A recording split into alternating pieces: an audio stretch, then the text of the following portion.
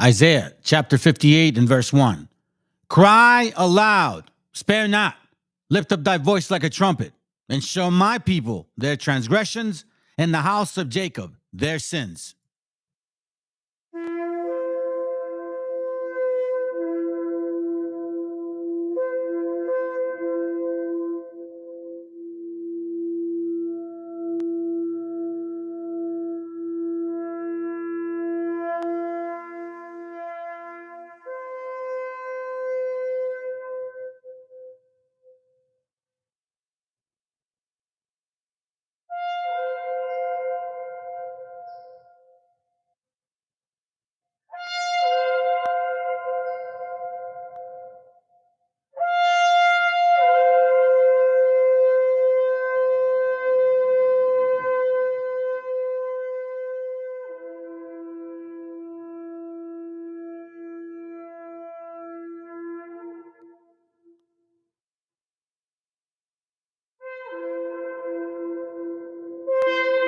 Copyright disclaimer. This content does not belong to Bible Chronicles or claim this intellectual property. The content provided today has and always will belong to the content owner. Bible Chronicles does not have any affiliation with the owner of this property. As mentioned, Bible Chronicles did not intend to make use of any material for the purpose of harvesting gain. However, Title 17 of United States copyright law states material and use can only be done when it's for theological or general educational purposes, and thus Bible Chronicles believes that this principal material falls under fair use, which honors protection under Section 107 of the same U.S. copyright law.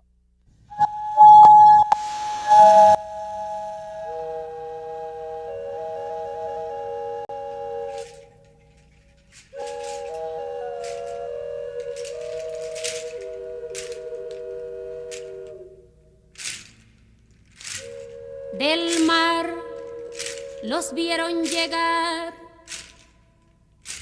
mis hermanos emplumados serán los hombres barbados de la profecía esperada.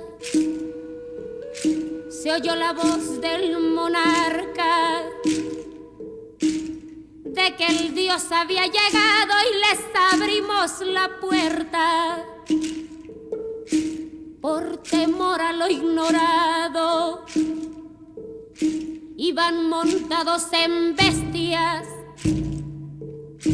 como demonios del mal, iban con fuego en las manos y cubiertos de metal. Solo el valor de unos cuantos les opuso resistencia, y al mirar correr la sangre se llenaron de vergüenza, porque los dioses ni comen ni gozan con lo robado. Y cuando nos dimos cuenta, ya todo estaba acabado, y en ese error entregamos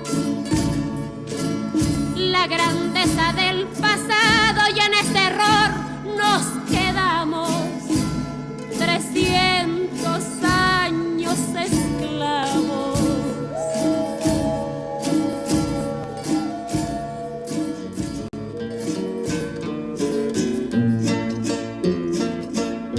Se nos quedó el maleficio de brindar al extranjero nuestra fe, nuestra cultura, nuestro pan, nuestro dinero, y le seguimos cambiando oro por cuentas de vidrio, y damos nuestras riquezas por sus espejos con brillo.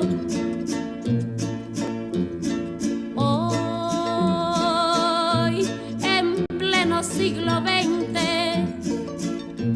nos siguen llegando rubios y les abrimos la casa y los llamamos amigos, pero si llega cansado un indio de andar la sierra, lo humillamos y lo vemos como extraño por su tierra.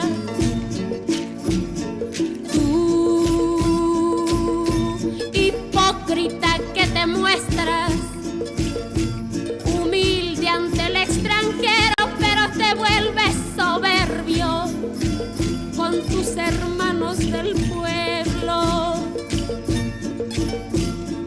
Oh, maldición de Malinche, enfermedad del presente, ¿cuándo dejarás mi tierra? ¿Cuándo harás libre a mi gente?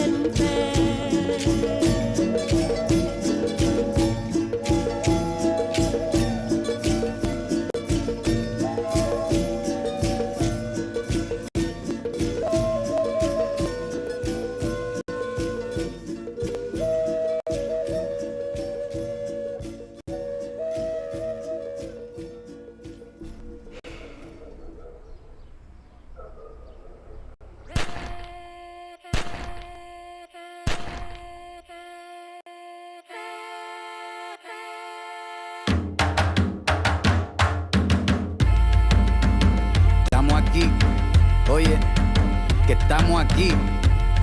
Mírame, estamos aquí.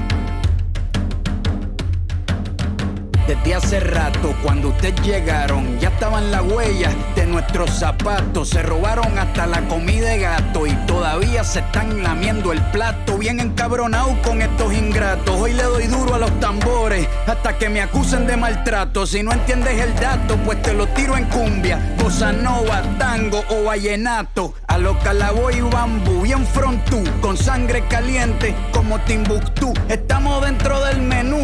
Tupac se llama Tupac por Tupac Amaru del Perú. América no es solo USA, papá. Esto es desde Tierra del Fuego hasta Canadá. Hay que ser bien bruto, bien hueco. Es como decir que África es solo Marruecos. Estos canallas se les olvidó que el calendario que usan se lo inventaron los mayas con la Valdivia precolombina. Desde hace tiempo, este continente camina, pero ni con toda la marina pueden sacar de la vitrina la peste campesina. Esto va para el capataz de la empresa. El machete no es solo para cortar caña, también es para cortar cabeza. Aquí estamos, siempre estamos, no nos fuimos, no nos vamos. Aquí estamos pa' que te recuerde. Si quieres mi machete te muerde. Aquí estamos, siempre estamos, no nos fuimos, no nos vamos. Aquí estamos pa' que te recuerde. Si quieres mi machete te muerde. Si quieres mi machete te muerde. Si quieres mi machete te muerde. Si quieres mi machete te muerde. Te muerde, te muerde. Los paramilitares, las guerrillas, los hijos del conflicto, las pandillas, las listas negras, los falsos positivos, los periodistas asesinados, los desaparecidos, los narcogobiernos, todos los que robaron, los que se manifiestan y los que se olvidaron, las persecuciones, los golpes de estado, el país en quiebra, los exiliados, el peso devaluado, el tráfico de droga, los carteles, las invasiones, los emigrantes sin papeles, 5 presidentes en 11 días, disparo a quemarropa por parte de la policía, más de 100 años de tortura, la nova trova cantando en plena dictadura. Somos la sangre que sopla la presión atmosférica. Gambino, mi hermano, esto sí es América.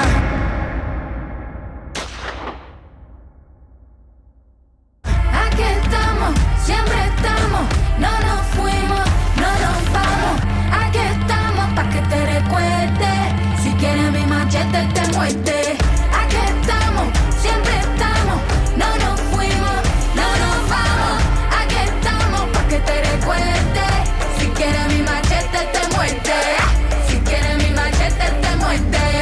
Si quieres mi machete te muerde. Si quieres mi machete te muerde. Te muerde, te muerde.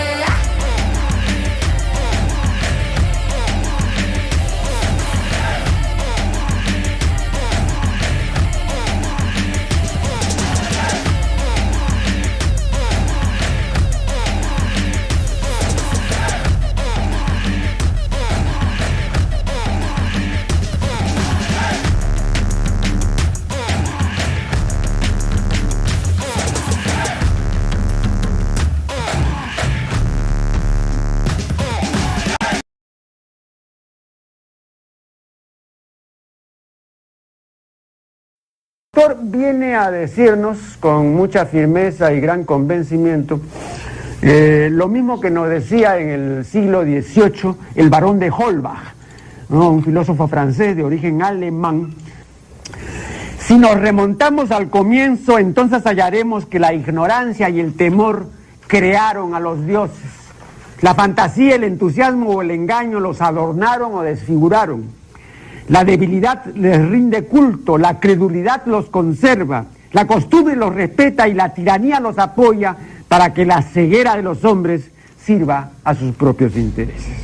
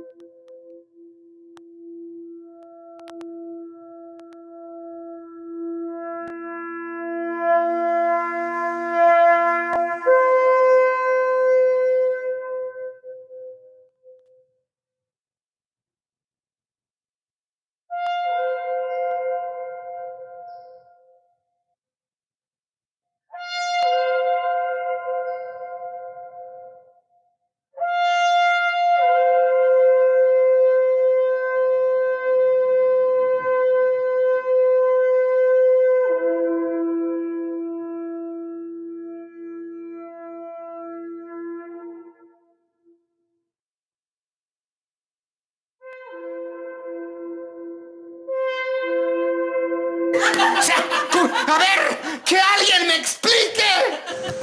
All right. Okay, so here we go. Shit, here we go.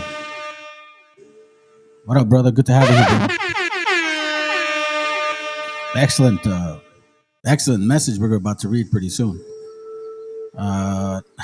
Yeah, he already started. Look at this guy, dude. You have any songs in invade? We all got invaded. We all basically were. Well, not technically you guys, but and I do have songs in Nahuatl, by the way, because you can't even pronounce it. However, I don't really know what they're saying, so it's like it mutes the point. I mean, it voids the point because the songs that I play actually have a message. Each one of them that I play has a message. You know, so hey, what up, Rick? Good to have you, bro. Damn, Bo. Yeah, Sharala. For you brothers that don't know me, I go by Joshua or Yoshea Yahoo, right? Yeah, because you needed a timeout, dumbass. That's why. Like, dude, you need a timeout. I'm going to do it again. Watch. Boom. There you go. You see? That's how stupid you are. Matter of fact, you and guess what, dude? It's just so funny, family, because it's almost like it's part of the whole, class session or show, like Chicloso likes to call it, right? I had this up earlier, and he started just being silly and shit, right? Hey, good to have you here, Julio. So let's take that in consideration because again, I'm not the one that moves these sessions, man. I let the Spirit of the Most High try to make sure he guides me, which I try to always pray. Sometimes I do pray again, I'm gonna lie. So before I start a class, to let him be the one to speak. And it's funny because it kind of plays out. Look, check it out. Ecclesiastes 10 and 11. Surely the serpent will bite without enchantment, and a babbler is no better. Like what we just saw right now. The words of a wise man are gracious, meaning sometimes you just got to be quiet and wait and see what you're going to listen to, right? You know what I'm saying? Only a dumbass and a young buck will actually start this early. But the lips of a fool will swallow up himself, which is what I'm saying right now. He's like, why you blocking me? You're strict. No, it's because you need a timeout, kid. You know what I'm saying? You need a timeout. It's just what it is. And you have the spirit of Ham. And if you're dealing with the spirit of Ham, then I don't need you here. You can sit back and listen. Or go to Fopi's channel. You know what I'm saying? They teach all kinds of shit about making you feel good. Then it says here, 13, the beginning of the words of his mouth is foolishness. Guess why? Like, look, check it out. No, not this one. He says peace, but I'm like, all right.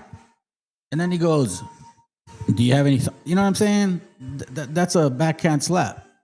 This is why you need to make sure that you follow your own pattern of thought, because you are easy to digest, man. You know what I'm saying?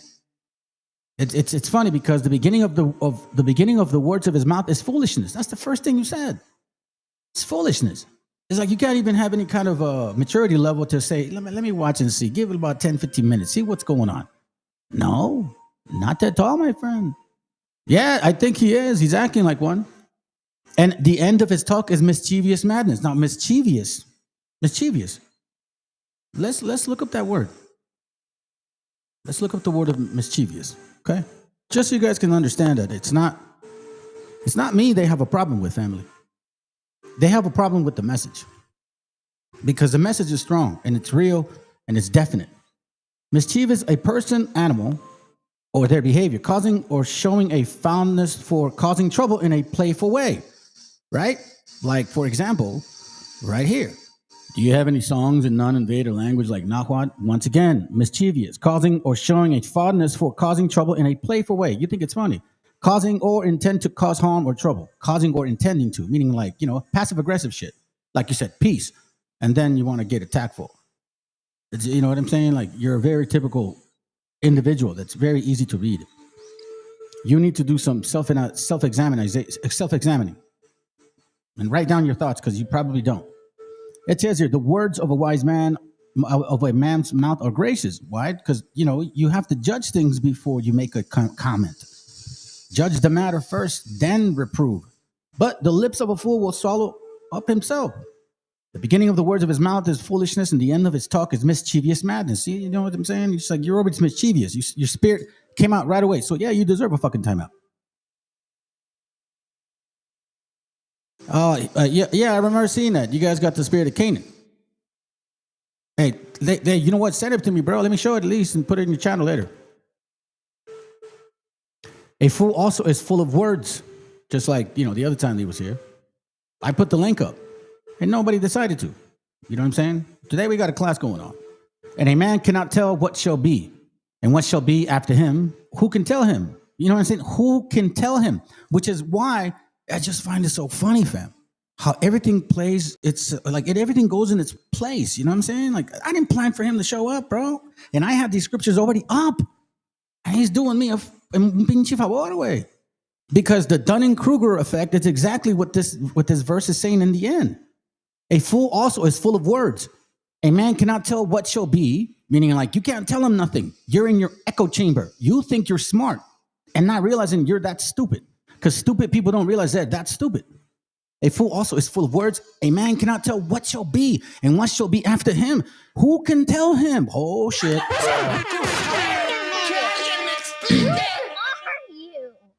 It's pretty crazy, man. What's up, Chris? Good to have you here, bro. Did I say what's up to you, brother? Oh, no, I didn't. Oh, be revealed. That's right. Everything's getting revealed. So I think we're on the right track. Here, let me break it down in a more simpler way. Right? So it says in a GNV translation, what the wise say brings them honor, but the fools are destroyed by their own words. That's why I put your ass on timeout. You got no patience. Hamite, get out of here, bro. Fopi's right down the street. You can go ahead and listen to him. They'll tell you all the things you want to hear about. Make it feel good. You know what I'm saying? Stay in your echo chamber. They start out with silly talk, like what he's doing. Why don't you play some Nahuatl music? And end up with pure madness. A fool talks on and on. He comes over here posting shit since the other times, right? No one knows what is going to happen next. No one can tell us what will happen after we die. Well, the translation ain't exactly, proper, but we'll take it where it is right now. With all that said, let's continue, family. Okay, because like, man, it's crazy. And by the way, thank you, Rich, for giving me that advice. You know what I'm saying? It is true, and I will do my best to do it, bro. Because you know me, man. I'm just made a little different, but I'll keep this in mind. Luke 2:49 says, and he said unto them, how is it that ye sought me? Was ye not that I must be about my Father's business? Because that's what we're going to be tackling today. Our Father's business. This is not playtime. This is real shit right here. The stuff that's going on around us with government decisions, all kinds of crazy shit. In case you guys aren't following, some of you guys don't. We are in those times. I've talked to many people. I could say over more than a handful. Okay, I've asked them, "Have you ever seen anything like this before?" People that are older than me, and they're like, "Man, we're in a different time, bro." People my age, people a little older than me. I'm like my mom. Dude, I'm telling you, we are in a very, very important time, and it's going by and it's moving fast. Scriptures talk about that. So that's why, it's always important, by the way.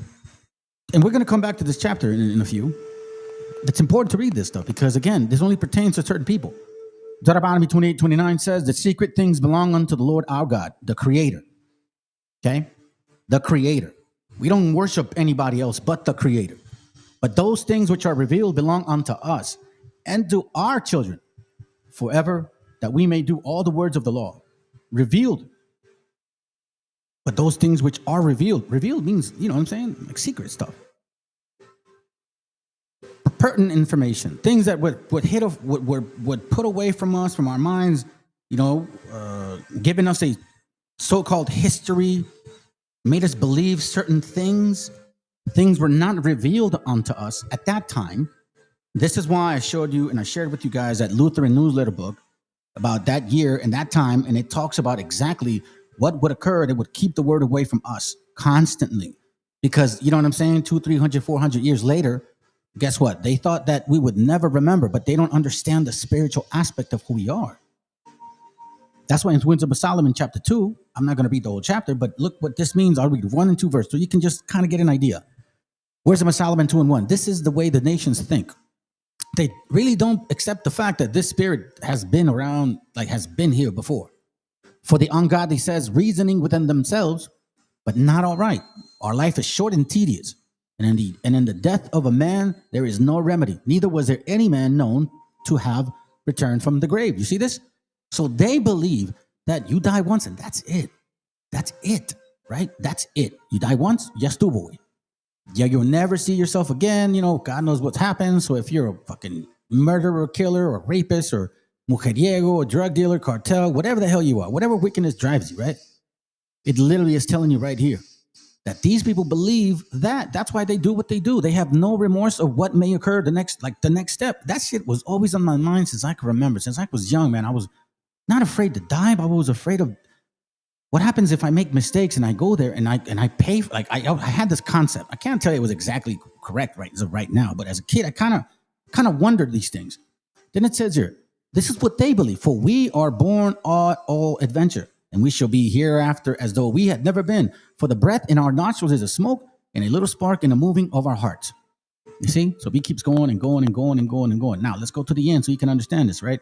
So it says here, verse 21, Wisdom of Solomon, chapter 2:21. If you read the whole chapter, then it actually answers their reasoning. It says here, such things they did imagine and were deceived, for their own wickedness had blinded them. You see that? For their own wickedness had blinded them. Such things they did imagine and were deceived. Proverbs 12:3. A man shall not be established by wickedness, but the root of the righteous shall not be moved. Such things they did imagine and were deceived, because if you're not rooted, and if you come from a wicked root, you're going to waver back and forth. And we see a lot of nations acting very, very gripey, man. You guys are really mad at us and shit, bro. For real. A ver, que alguien me explique. As for the mysteries of God, they knew them not. Neither hope they for the wages of righteousness. So if we read earlier in the chapter, it talks about how these other nations, they think like, hey, I don't give a fuck. I'm gonna live for one time. I don't care. I'm gonna get laid. I'm gonna do this. I'm gonna do that. I make a lot of money. Live for my kids, whatever, you know. Atheist people believe these things, right? But we're like, nah, bro. There's a book written in your lives. Okay? Lives. As for the mysteries of God, they knew them not. Neither hope they for the wages of righteousness, meaning wages, the balances of life. What have you worked? What have you, like, you know, to get wages, you got to do something, right? Neither they hope for the wages of righteousness. That's the works. That's the faith in the works applicable at the same time, meaning there's a balance in life. There's like a Libra, and they're going to balance you and say, how much does your fucking sin weigh? Even if your sin weighs as much as a feather, you're going to get burned. Neither hope they for the wages of righteousness, nor discern a reward for a blameless soul. Be not afraid of them that destroy the flesh. Be afraid of him that destroys the flesh and the spirit. For God created man to be immortal and made him to be an image of his own eternity. Remember this. He made us to be eternal. Do you understand that? Ye are gods, but you'll die as men. So we're going to touch on, you know, some chapters later on, because this is where we have to really understand how sometimes we think we know what we know, and no one can tell you that you don't know, because that's just sometimes it is the way it is. I hate to say, like, stupid people don't know they're stupid. You know what I'm saying? But, you know, with a more brutish way of speaking. Nevertheless, through envy of the devil came death into the world, and they that do hold of his side do find it.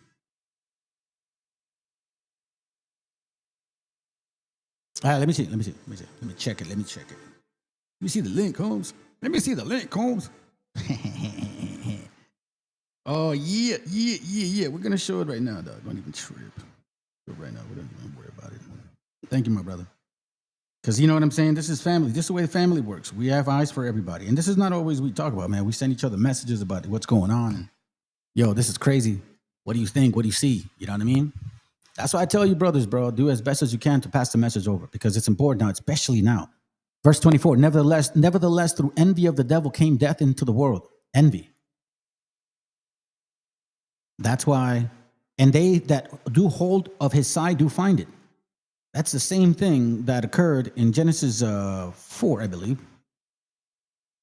Genesis 4:6, and the Lord said unto Cain, why art thou wroth, and why is thy countenance fallen? If thou doest well, shall thou not be accepted?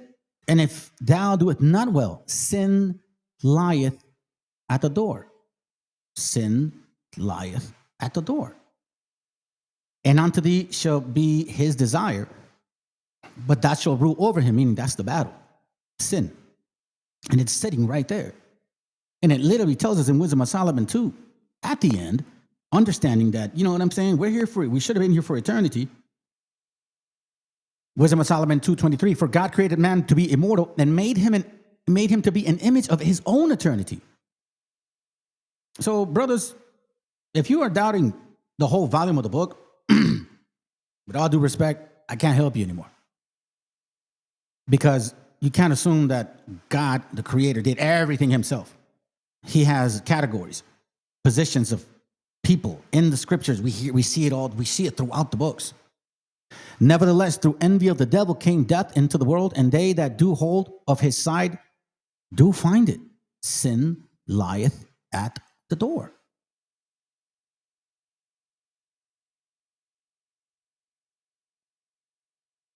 Why do you think Paul talks about this here? It says here, Romans 7:23, but I see another law in my members, flesh, warring against the law of my mind, the thought process, right? And bringing into captivity the law of sin in my members. O wretched man that I am, who shall deliver me from the body of this death?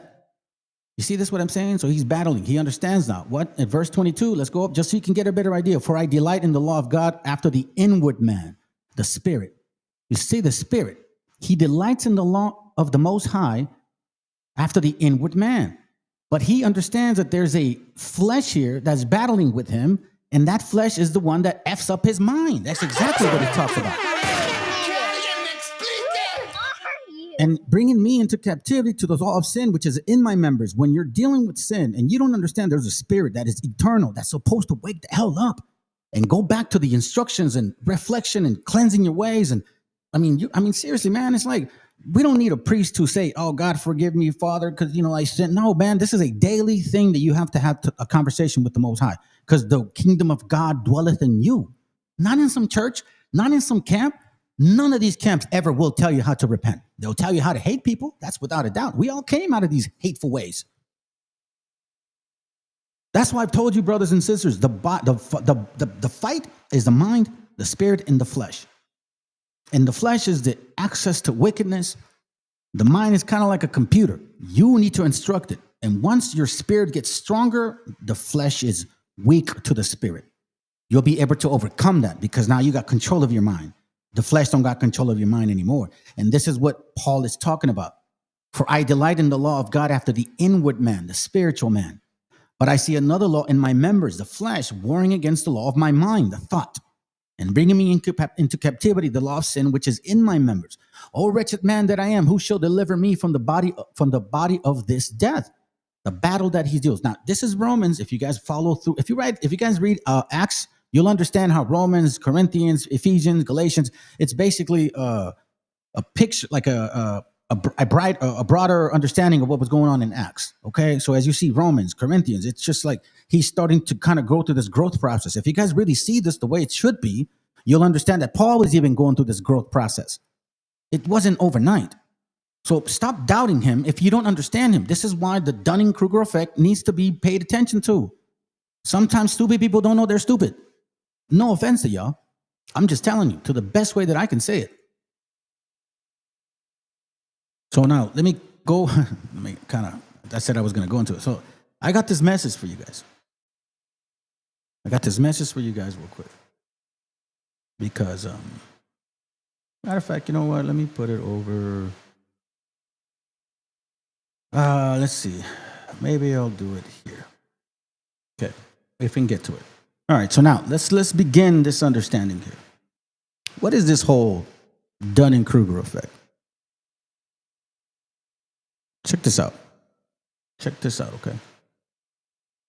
The Dunning-Kruger effect, it's kind of, this is... With a sauna. This is the funny way to see it, It's kind of funny way to see it, right? But we'll get a little bit deeper into it. I'll show you a video. I'm trying to go fast on this, at least through the video, because it's 20 minutes, but there are some important things in that video that you should understand exactly what this means, okay? The Dunning-Kruger effect. Check this. I think the problem with people like this is that they are so stupid that they have no idea how stupid they are. You see, if you're very, very stupid, how can you possibly realize that you're very, very stupid? You'd have to be relatively intelligent to realize how stupid you are. There's a wonderful bit of research by a guy called David Dunning at Cornell, who's a friend of mine, I'm proud to say, who's pointed out that in order to know how good you are at something requires exactly the same skills as it does to be good at that thing in the first place, which means, and this is terribly funny, that if you're absolutely no good at something at all, then you lack exactly the skills that you need to know that you're absolutely no good at it. And this explains not just Hollywood, but almost the entirety of Fox News. And I forgot that he said that part at the end of Fox News. It's pretty true, man. It's pretty true. All right, so let me speed this up here real quick. We're gonna listen to this for a little bit. Have you ever felt like the more you think deeply, the more isolated you become? Hey, shut up! Nobody told you to speak. Okay, so let me speed it up so we can get through it quick. And I'm gonna go to maybe a 3, 4 something around here, and then we'll skip it to this part here. Okay, and then we'll get into more stuff because this is I'm trying to make sure that you guys understand the limitations of people. The problem is not me, fam. When I tell these people what we find, I'm not the problem. They're the problem. They're stuck in their box. They think they're so smart that they don't realize that they don't even come close to it. Because if you are so-called intelligent, then you would accept when you're wrong. You would say, you know what, let me take a step back and analyze what you're saying. Because I think that's important. A lot of times, these people here at the same time is that once they find a very good feeling, because the flesh is so dominant, they don't want to fall off that feeling. Because guess what? When somebody says to you, oh, you are the spirit, I'm sure you guys heard that before. If you were true to this, this belief, and you tried to, gather together with certain people, and they told you that, and you felt heavy. It felt heavy in your chest, like, oh, what if they're right? You started doubting yourself. So we understand that thought process. And see, this is where that lack of self-reflection, or I don't know what it is, fear maybe, of not knowing that you don't, or like knowing that you don't know at all, and that everything that you knew is 100% incorrect. What are you going to do with that? It takes a strong individual to accept that. A strong one. Man or woman, it doesn't matter. Both of them. Let's go. Have you ever felt like the more you think deeply, the more isolated you become? That the more you understand, the less people want to listen? It's not just in your head. Society has always feared deep thinkers, not because they are wrong, but because they see what others don't want to. History proves it. From Socrates to Nietzsche, from Galileo to Tesla, brilliant minds have been ridiculed, silenced, or ignored, not because they lacked intelligence, but because they made people uncomfortable. Schopenhauer, one of the most brutally honest philosophers, believed that intelligence itself was a curse, one that isolates those who see the world too clearly. But why does this happen? Why does society resist those who think differently? The answer lies deep within human psychology. Think about this. When you stand next to someone who is physically strong, you don't necessarily feel weak. You admire their strength. When you meet someone who is rich, you might envy them, but you don't feel personally attacked. But when you encounter someone who is intellectually superior, something strange happens. Psychologists call this the mirror effect. A deep thinker does not just introduce new ideas, they reflect back the limitations of those around them. And You see that? Let me go. And people effect. A deep thinker, right? Deep thinker does not just introduce new ideas, they reflect back the limitations of those around them. And I'm not saying I'm some intelligent guy. Not at all, man. I've never, ever thought I was smarter than anybody else, bro. I just, I'm able to catch things, and that's great. And, I'll place the most high. But here we see that it's not my fault. I'm not the problem. They're the problem. You see what I'm saying? Volta and all these other people that show up, I'm not the problem. I'm not the one setting limitations in you. You're the one setting limitations in yourself. Because guess what? We, at least the brothers I spoke with, we went through this experience. It's like, shit, man. Are we these people, bro? Like, damn, they tell me like, I'm a conquistador. You know what I'm saying? Like, I'm trying to keep the commandments, and you know what I'm saying? They Fopi's over here saying all this negative shit about us and calling us, all kinds of names and shit. Like, I've had brothers tell me, like, bro, I don't know, man. Maybe I'm not an Israelite. You know what I mean? Like, because I have light skin. For real, bro.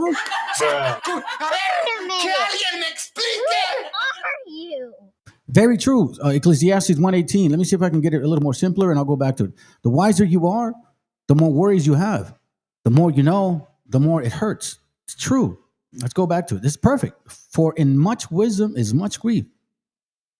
And he that increases knowledge increases sorrow. Because guess what? I lost friends. I sincerely lost friends.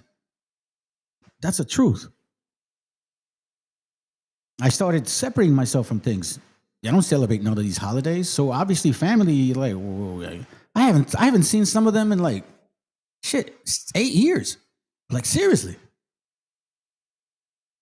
So I'm not the problem. Because you know what? I don't know everything. I'm thankful to fucking accept the fact that I don't know everything, man. I always say to people, I'd rather know the truth than sit on a lie. I'd rather know the truth than sit on a lie. And if I don't know about something, I'll let you know. Nah, I don't know about that shit. You know what I mean? Like, I don't know about that shit. There's nothing wrong with not knowing, man. It's totally fine. You know what I'm saying? So again, I'm not the problem, family. Neither are you. They're the problem. They don't know that they don't know. But when you encounter someone who is intellectually superior, something strange happens. Psychologists call this the mirror effect. A deep thinker does not just introduce new ideas, they reflect back the limitations of those around them. And people don't forgive that easily. The mere presence of I tested an AI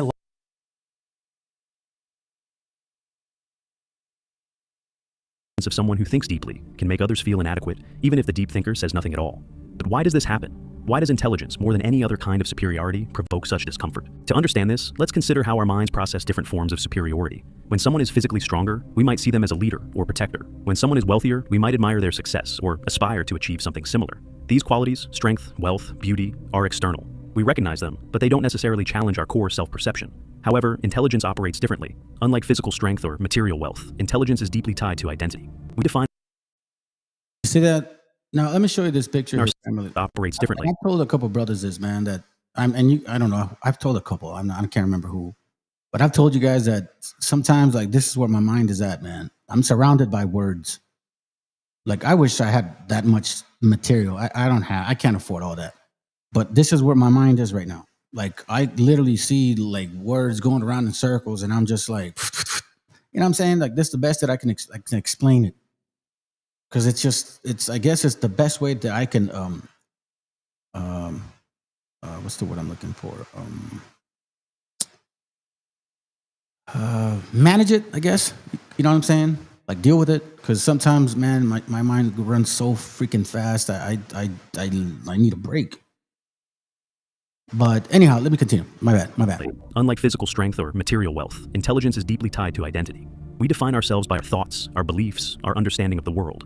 When we meet someone who thinks on a deeper level, someone who questions what we take for granted, it can feel like a direct attack on our sense of self. You see, that's what I'm saying, family. Because when I started bringing these things out, like, even within my own little group that I used to hang out with, man, like, they fucking hate it. Like, what are you talking about? You're crazy. No. You're just, you're a hater. You're just upset. You're bitter. Then they called me racist. You know what I'm saying? Like, this is what occurred. And I was like, nah, bro, I just don't want to be set in this box. Like, I'm finding this shit. Are you telling me this shit is not real? So I'm just supposed to ignore it? Like, it didn't happen? Like, I didn't read it? And then I'm like, wait a minute, but if I found it and you guys are supposedly scholars, and I'm assuming you guys should be better than me, how come you didn't say nothing about it? And then the trust issue. You see, one thing with me is, man, once I lose trust with you, oh shit, all hell breaks loose on that point. I don't ever want to talk to you. I don't ever want to deal with you. Man, if I ever see you, I will let you know. Trust is so important, man. You like, listen, you have your word. Like, you have your word. That's all you have. You know what I mean? Like, Proverbs 3:35. Hopefully this goes with what I'm saying. The wise shall inherit glory, but the shame shall be promotions of fools. Yeah. I will say this, that this promotion is basically within that box of belief. Like, no. The white man did this, and the white man did that, and we have nothing to do with it. And like, no, man, no. Like, seriously, step back for a moment and like fucking look at what we're finding. I mean, you guys are more willing to believe that Africans were originated here in America than the fucking material that we show you. The material that says supposedly black folks were here originally is so slim, so thin. But then we bring up and say, yo, we had negro conquistadors. Like, oh, no, that's not true. It was just a few. And you know what? Natives enslaved people too.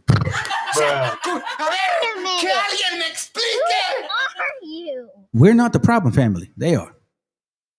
Instead of admiring intelligence, many people subconsciously resist it, not because the deep thinker is arrogant or dismissive, but because their very presence forces others to confront their own limitations. I went to this app called Clubhouse the other day. I told some of you guys, and I found some of the little purple and church people together and shit. And I clicked the link. I go and ask for, I raise my hand. They bring me up. It's an app where you can talk, right? It's not like TikTok. You just can talk. And I went in there and I started asking questions. The first thing I said is, like, when did so-called black folks get a spot box in America? Oh, that shit fucking, like, that thing moved the whole room, bro. Because then I try to go to a verse, Deuteronomy 28:22, to explain it, and that's where they cut me off halfway. I wish I would have recorded it. It would have been nice. And the funny thing is this: somebody from that school recognized me. Are you Emmanuel? Because that's what they named me, right? Are you Emmanuel? And I'm thinking, man, I haven't been around you guys for more than 3 years, bro. How the fuck do you remember my voice? So, brother said to me, hey, man, you were either very impactful to them or they watch you. So I'll say this. I don't think they watch me. Because I do know what I was doing there. I do know. And I'm not going to boast about what I was doing there. So more than anything, that's why. Because there was nobody, I'll just say this, there was nobody in there that was bringing out as much history as I was finding. And it wasn't even necessarily, as a matter of fact, some of the books that I have, were saying these things in there later on as I read them. Little did I know that I was basically telling them, yo, you're going to find out who you are. You're going to find out who you truly are. Ecclesiastes 12 and 12. Let's get it real quick. It says here, then further by these, my son, be admonished of making many books, there is no end. And much study, there is weariness of the flesh. Let us hear the conclusion of the matter. Fear God and keep his commandments, for this is the whole duty of man. You see this? So in this particular case, it is very true. It is very true that if you go into all these types of materials and you're not well rooted, it's going to be weak in your flesh. You're going to give up. You're going to quit. You're going to doubt yourself. And then that's it. We've seen some examples of certain people that have this certain channels, and now they erased all their videos, bro. I don't even know what he's going to do. So before you go further in many, many, many books, what's the first thing that you got to do? Fear God and keep his commandments.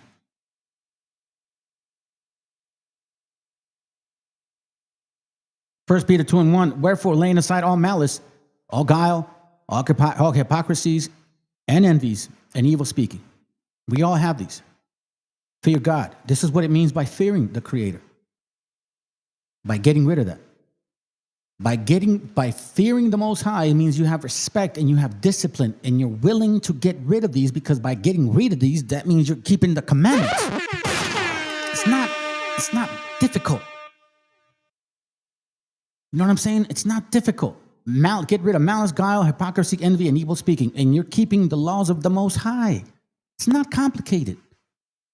As newborn babes, desire the sincere milk of the word, that ye may grow thereby. That's why it says, fear the Most High. That's the most important thing before you get into anything else, because it's true. If you stretch it too far, then you're going to end up thinking you know everything and you don't know shit. This is why, throughout history, deep thinkers have been pushed to the fringes of society. Their insights don't just challenge ideas, they challenge egos. And human beings by nature will do almost anything to protect their ego from discomfort. Take a moment to reflect on your own experiences. Have you ever tried to introduce a deep or complex idea in a casual conversation, only to be met with blank stares or awkward silence? Have you ever noticed how people quickly shift topics when discussions move beyond surface-level chatter? This is not just coincidence, it's a defense mechanism. When people encounter a deep thinker, their mind goes into self-preservation mode. Instead of being curious, they resist. And that's why I'm not the problem. Either are you. We're not the problem, family. They're the problem. They're the ones that have limitations. They're not willing to listen. Listen, if you guys really are so-called the people of the book, you should have let me speak. Because that's somebody that said, as a matter of fact, one of the people that was listening to that Clubhouse thing, they even said to them, hey, bro, why don't you let the brother speak, man? I'm kind of interested in what he's saying. After that, they even got more like livid, like, blah, blah, blah, blah, get out of here. They blocked me off. I kept posting stuff. And I said, when did you guys eat grasshoppers here in the Americas? And then they booted me out the entire thing. Like, out. It's not our problem, family. It's theirs now. Instead of engaging, they dismiss. This is why intellectuals, philosophers, and visionaries often find themselves isolated, not because they want to be alone, but because society pushes them away. Interestingly, studies show that confidence is often valued more than intelligence in social settings. This explains why deep... The truth is... Now we're going to get into the Dunning-Kruger effect. So you can see exactly who creates these limitations for themselves. You know what I'm saying? Like, who creates these things? Not I. That's why I always say, be ready to reset every single day. Reset. Examine yourself if you're in the faith. Examine yourself. Make sure that you're not dealing with some wicked ass spirit, because that spirit will make you believe wicked shit. We just read several verses that actually say that. It's going to play with your mind if your flesh is weak. If your spirit is weak, then guess what? Matter of fact, there's a scripture. Hold on, no. Let me see if I can find it. It came to my mind. Let me see. I think it says, I don't know if it's this one. Let's see. Hold on a second. So that's actually a good point, right? But I don't want to necessarily do that just yet. Let me see. I know, compare with the word right now will take away.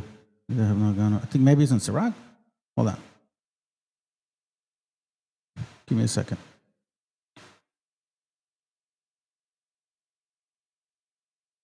Let me see. Oh, here goes. Sirach 36:25. Listen to this, okay? And this is the hedge, meaning like, like a fence. Where there is no, Sirach 36:25, where there is no hedge, where no hedge is, there the possession is spoiled. You see this? Where no hedge is, there the possession is spoiled. Now, don't be confused with these words. And look them up too. Hedge means a fence, boundary, formed by closely growing bushes or shrubs, right? So if you don't have a hedge around your spirit, then guess what's going to happen? If your flesh is weak and your mind is not programmed by the spirit, guess what? And your spirit doesn't have a hedge, man. It's destruction. This book is deep, family. And we don't need no crazy ass esoteric understandings or nothing. All we got to do is just follow the commandments, examine yourself consistently, and start working on chopping down every single thing that's overcame you. And slowly and surely, if you're dealing with still eating pork and all that nasty shit, get rid of it. I haven't eaten pork, shrimp, or lobster, or none of that stuff in more than 8 years now. Because that is correct, fam. Those animals, listen, I'm a saltwater fanatic. You know what I'm saying? Like the way the system works is I'll say it real quick. You start a saltwater tank, right? Just basic. First thing you got to do to make sure that the cycling begins is after you set up the tank is you get copepods, little tiny miniature, little, animals, marine animals, right? They're the ones that start the cycle. Okay. After them, you got to get what they call the cleanup crew. Those are the crabs, the little, hermit crabs, the oysters, you know what I'm saying? Like, let's say the sea, the lobster. So when you eat those animals, you're eating the shit of these animals. The same thing with pork, the same thing with those things. So you see how it's very simple and just clear as day. There's an important connection between the mind, the flesh, and the spirit, man. All right. So again, we're talking about the Dunning-Kruger effect. Let's not get lost. Because again, if you limit yourself and you don't want to hear, and you're not even willing to at least say, you know what, let me take in consideration what he's saying and see if I, let me discern it myself. And if I'm lying to you, well, then, hey, you're going to call me out. I have not lied to any one of y'all. Since I started this channel, I have never lied. I told you what was going to happen with Wabos. I told you what was going to happen with BHIs. I told you how they were going to start blending them both together. And we're seeing to this day. And I said, they're all going to turn on you, gente. I'm telling you right now, they're going to turn on you. And then I said to y'all, don't vote because they're going to turn on you too. And guess what, man? I have not lied to y'all. Let's go.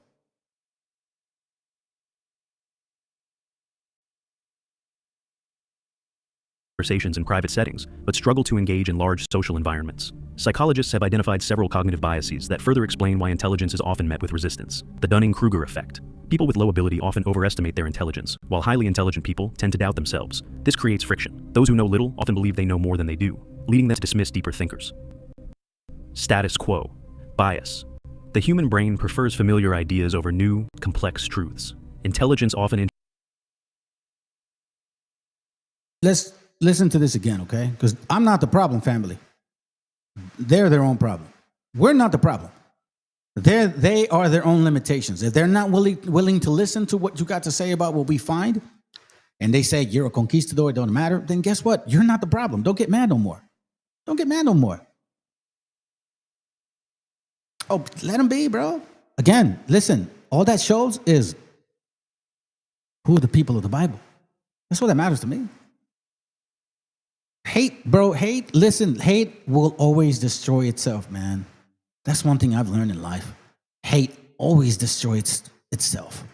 Intelligent people tend to doubt themselves. This creates friction. Those who know little often believe they know more than they do, leading them to dismiss deeper thinkers.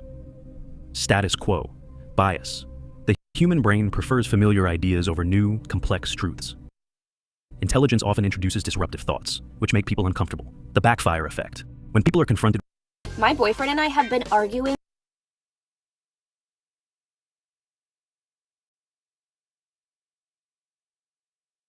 with information that contradicts their beliefs, they don't change their minds. They double down on their existing views.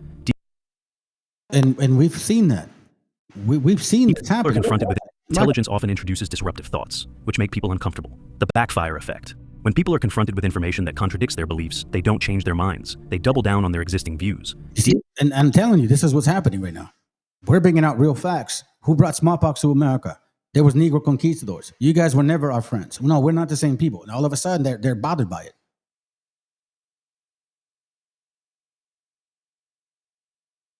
You believe something for so long, for such a long time, that you don't even, you can't even wrap your mind around the fact that you guys were Negro colonizers, just like white colonizers.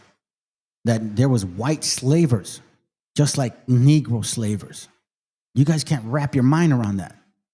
That's not my fault. That's your fault. Deep thinkers often face this reaction when they introduce challenging ideas. In the digital age, social media has amplified this rejection of intelligence. Algorithms prioritize engagement over depth, meaning that controversial, emotionally charged content spreads faster than thoughtful, well-reasoned arguments. Take a look at the most viral content. Simple, catchy, and often misleading soundbites outperform nuanced discussions. Very true. So let's move on. Let's move on. And once again, here, just for the sake of jokes, listen to it again, all right? I'm going to speed it up. Hey, hold on a second. This goes for you, Wobbles. This goes for you. Fuck that puto.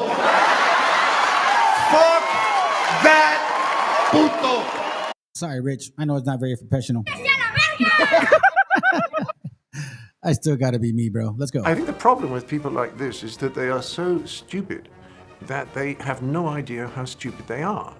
You see, if you're very, very stupid, how can you possibly realize that you're very, very stupid? You'd have to be relatively intelligent to realize how stupid you are. There's a wonderful bit of research by a guy called David Dunning at Cornell, who's a friend of mine, I'm proud to say, who's pointed out that in order to know how good you are at something requires exactly the same skills as it does to be good at that thing in the first place, which means, and this is terribly funny, that if you're absolutely no good at something at all, then you lack exactly the skills that you need to know that you're absolutely no good at it.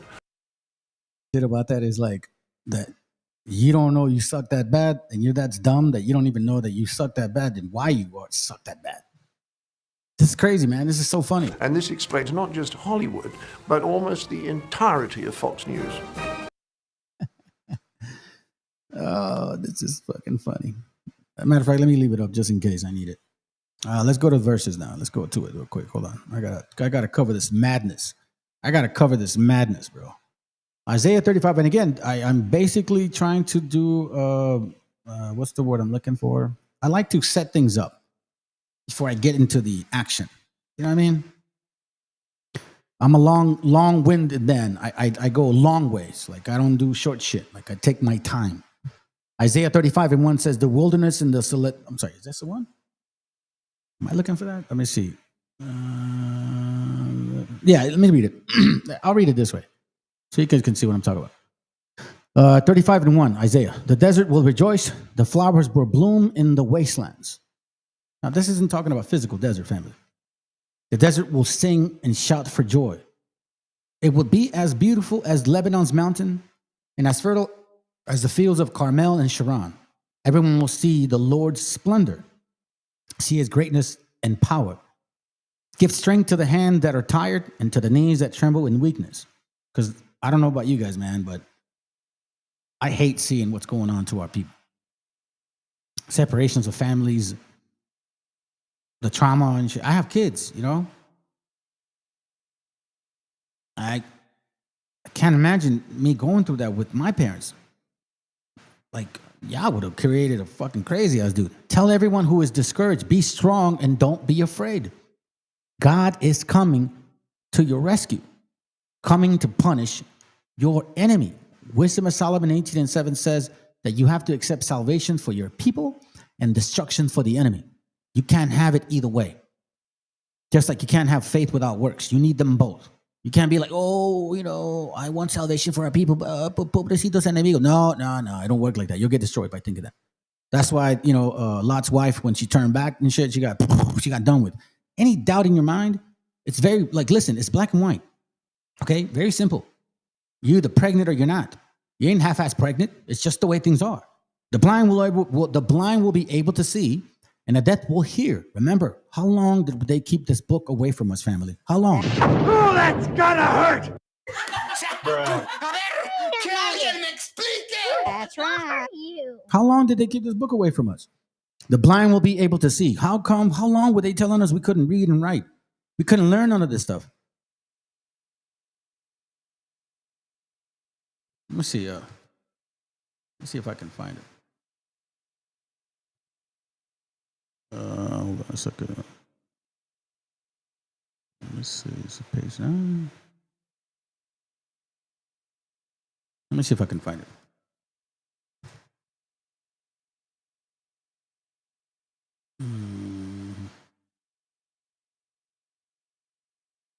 Check this out. This is from the Mysteries of Mexican Pyramids, okay? Remember what we just read. This is from the Mexican Pyramids, page 16, sorry. As land was stolen from the natives, great famine ensued, yet heavy taxes were laid on Indians. Those who failed to pay were tortured to death. Indians who refused to join the Catholic Church were horsewhipped, had their heads shaved, and were forbidden to hold office or title in their villages, or for failing to attend mass or for practicing any old rites. An Indian could receive 100 lashes. Listen to this. According to the Spaniards, which they weren't just güeros, they were negros too, Indians were supposed to know only the Our Father, Ave Maria, Credo, and 10 Commandments. Reading and writing were considered as dangerous as the devil. Isaiah 35:5 says this: the blind will be able to see, and the deaf will hear, meaning you'll see the words, and your spirit will hear what it means. Your spirit will strengthen its memory. It'll start like, wait a minute, hold on a second. Those words sound familiar. I've heard that before.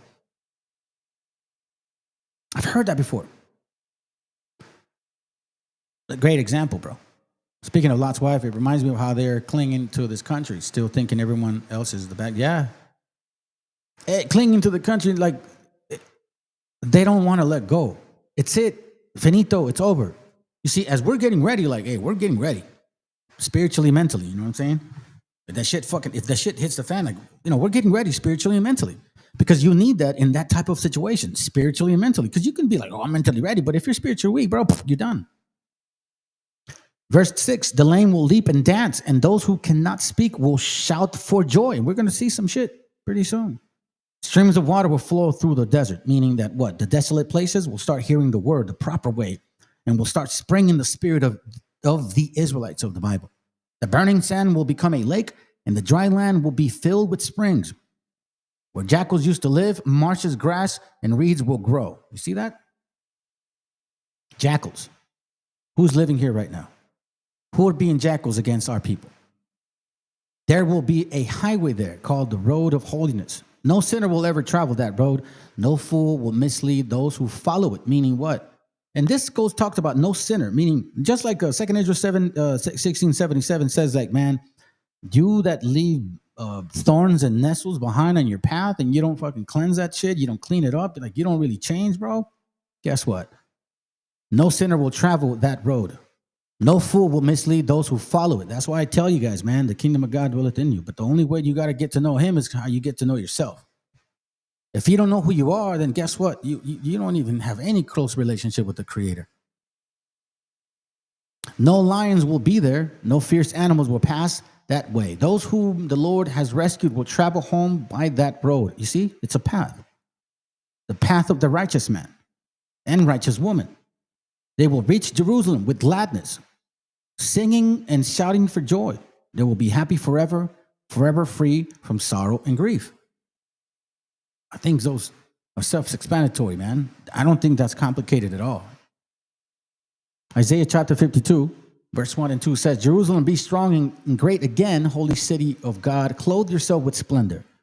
And in Sirach 6:23 through 29, it talks about the splendor. Clothe yourself. The heathen will never enter your gates again. You see this right here? When you clothe yourself with the splendor, their ways, their methodical process will never again enter your mind. It'll never, ever deal with your spirit. This is why these people bounce off my shoulders, family. I mean, that's my only explanation. I keep telling them, bro, I'm right here. Let me know when you're ready. Shake yourself free. Dust yourself off. They just fall off my shoulders, fam. No big deal. Rise from the dust and sit on the throne. Onto the chains that bind you, captive people of Zion. You see, this is interesting. Right here. Clothed, chains. When you guys get a chance, okay, read this verse right here. Read this chapter right here. Sirach 6:23 talks about bowing yourself. Now here, look, I'll just read this verse and then I'll skip it. Sirach 6:24, and put thy 23, give ear, my son, receive my advice, and refuse not my counsel, and put thy feet into her feathers, meaning wisdom, meaning chains, shackles, and thy neck into her chains. You see that? Bow down thy shoulders and bear her, and be not grieved with her bonds, meaning, you know what I'm saying? Discipline. Now check this out. Let's see. I'll go here. Verse 29. You guys need to read this. Then shall her fetters be a strong defense for thee, and her chains a robe of glory. You see what I mean? For there is a golden ornament upon her. The fetters, what used to shackle you, are going to be your strength. And the wisdom will be the chain of a robe of glory. Isaiah 52:1. I'll go to 2. Shake thyself from the dust, arise and sit down, O Jerusalem. Loose thyself from the bands of thy neck, O captive daughters of Zion. Shake yourself free, rise, Jerusalem, rise from the dust and sit upon the throne. Verse 1, Jerusalem, be strong and great, a holy city of God, clothe yourself with splendor. Remember, it talks about that when you follow the ways of our Creator, then He deals with you. If you don't, then He won't.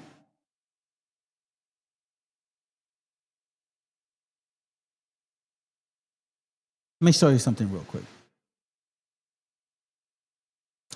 What is that? What do you mean? What the hell is that? Oh, I don't remember. Let me see if I can go back. Maybe I missed something. I put some notes in here. For some reason, I put this note. Maybe I need to go up here. Nah, it'll come through. It's all good. I moved it. It's all good. So let's start with this again. Isaiah chapter 6, verse 12 talks about something very interesting, okay? It says here, And the Lord have removed men far away, and there will be a great forsaking in the midst of the land. But yet in it shall be a tenth, and it shall return. See that? He's talking about the destruction of Israel. Isaiah's commission from the Lord, what's going to happen to the people, right? It says here that He's going to remove us from like very far, okay?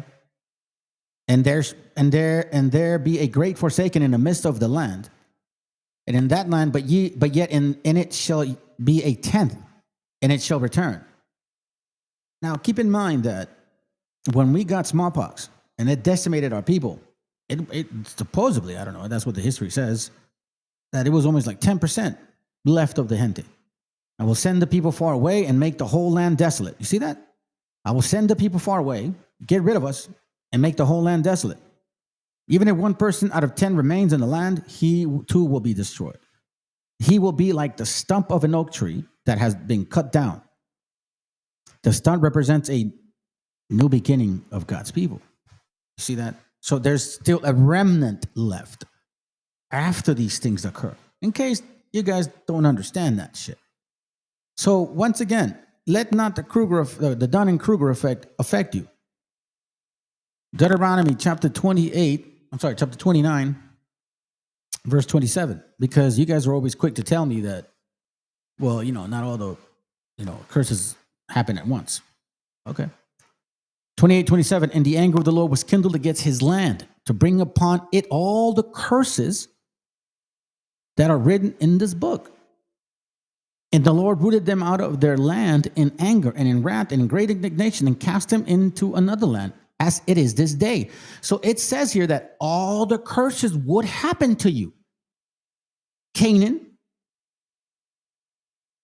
Deuteronomy 28:22. When did negros in the Americas die from smallpox? A ver, que alguien me explique.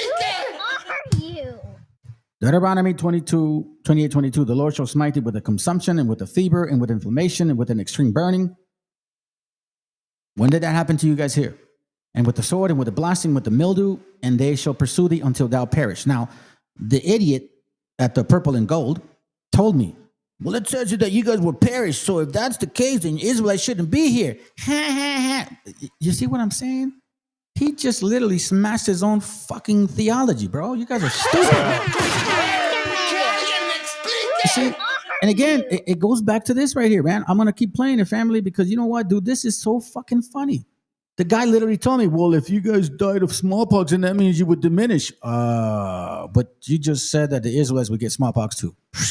I think the problem with people like this is that they are so stupid that they have no idea how stupid they are. You see, if you're very, very stupid, how can you possibly realize that you're very, very stupid? You'd have to be relatively intelligent to realize how stupid you are. There's a wonderful bit of research by a guy called David Dunning at Cornell, who's a friend of mine, I'm proud to say, who's pointed out that in order to know how good you are at something requires exactly the same skills as it does to be good at that thing in the first place, which means, and this is very funny, that if you're absolutely no good at something at all, then you lack exactly the skills that you need to know that you're absolutely no good at it. And this explains not just Hollywood, but almost the entirety of Fox News.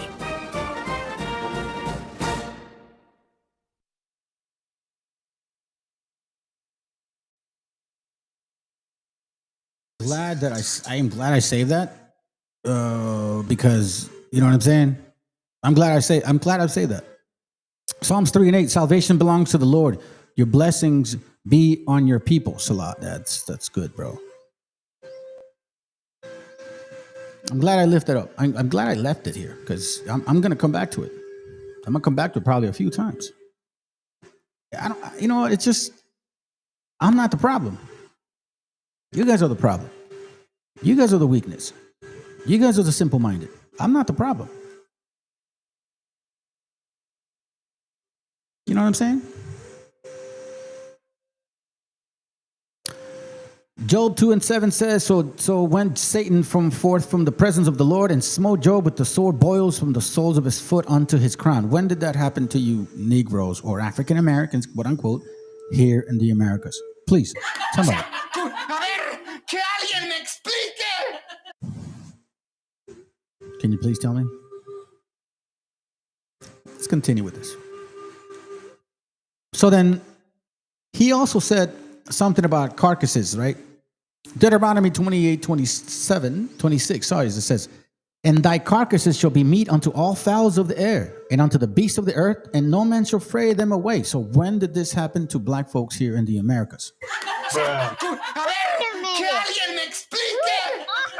So the white man supposedly brought you over here, and all of a sudden now that your carcasses shall be meat unto the fowls of the air and unto the beasts of the earth, and no man shall fray them away. When did that happen here to you guys?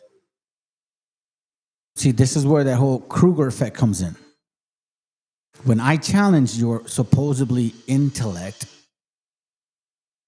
instead of saying, let me listen to what you're trying to say and come back to it, no, you attack it because you have no answer. At all. No answer at all. So now let me show you something historical. Because, you know, history says that it did happen to us.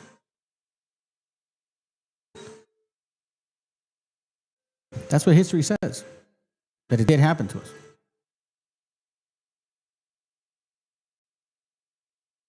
Let me go to page 79. Oh, shit. Page 79. Let me see. 79. Okay. Again, we just read something important, right? This is on page 79 of a book called American Holocaust, Columbus and the Conquerors of the New World. I'll start here. They no longer had, hold on a second. I'll start here. They no longer had, let me see, sorry, I'm trying to help you guys out here. I'll start here. It says, they no longer had nor could find any arrows, javelins, or stones with which to attack us. More than 40,000 were killed in a single day.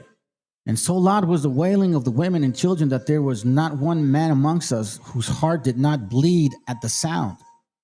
These were black and white colonizers, Negro colonizers, white, blanc colonizers, Swati colonizers, people with afros, people with straight hair, people with blonde hair, people with curls. Those are facts. I'm not the problem. You are the fucking problem. Indeed, because we could no longer endure the stench of the dead bodies that had laid in those streets for many days, which was the most loathsome thing in the world. You understand what we just read right now? What we just read? Deuteronomy 28:26, and thy carcasses shall be meat unto all fowls of the air and unto the beasts of the earth, and no man shall fray them away. Bro, they left us there for dead. For dead. Verse 27, and the Lord shall smite thee with the botch of Egypt, and with the emerods, and with the scab, and with the itch, whereof thou cannot be healed. African Americans, when did this happen to you guys? Here in the Americas.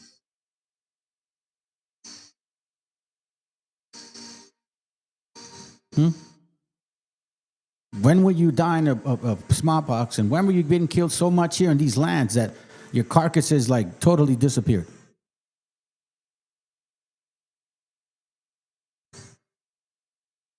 Because this is the Dunning-Kruger effect. You guys thought you knew what you thought you knew. You don't know shit. And now it's the problem. And now I'm the problem. You guys want to stay in your little echo chamber? By all means, please do. We're not here to help y'all, man. You guys need to figure it out yourselves. Again, I'm not the problem. Neither are we. You guys are the problem. When did this happen to African Americans here? When? Tell me when, please. I'd love to know. I'd love to know. And if I'm wrong, then fuck it. I'll correct it. I'll make sure that I know. When were your oxen taken away as you came here to these lands? What fruit of your land did they take from you? What king, right, did they supposedly, you know what I'm saying, like completely destroy? Now, here's where it's interesting. Unto a nation which neither thou nor thy fathers have known. If you guys ruled Europe, you knew the white man.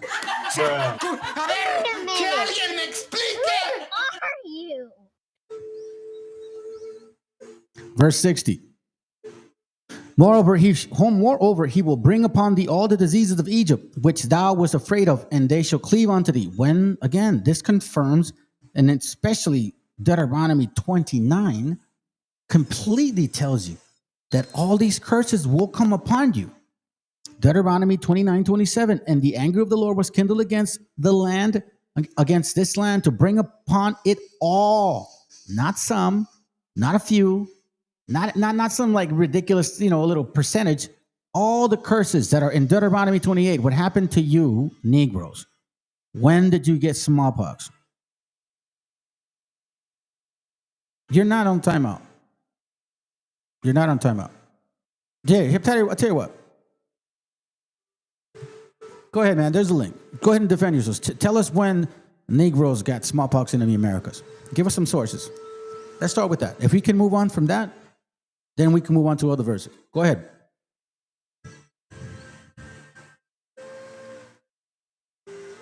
Because this is not my main topic. I'm just going through my notes. I just take my time.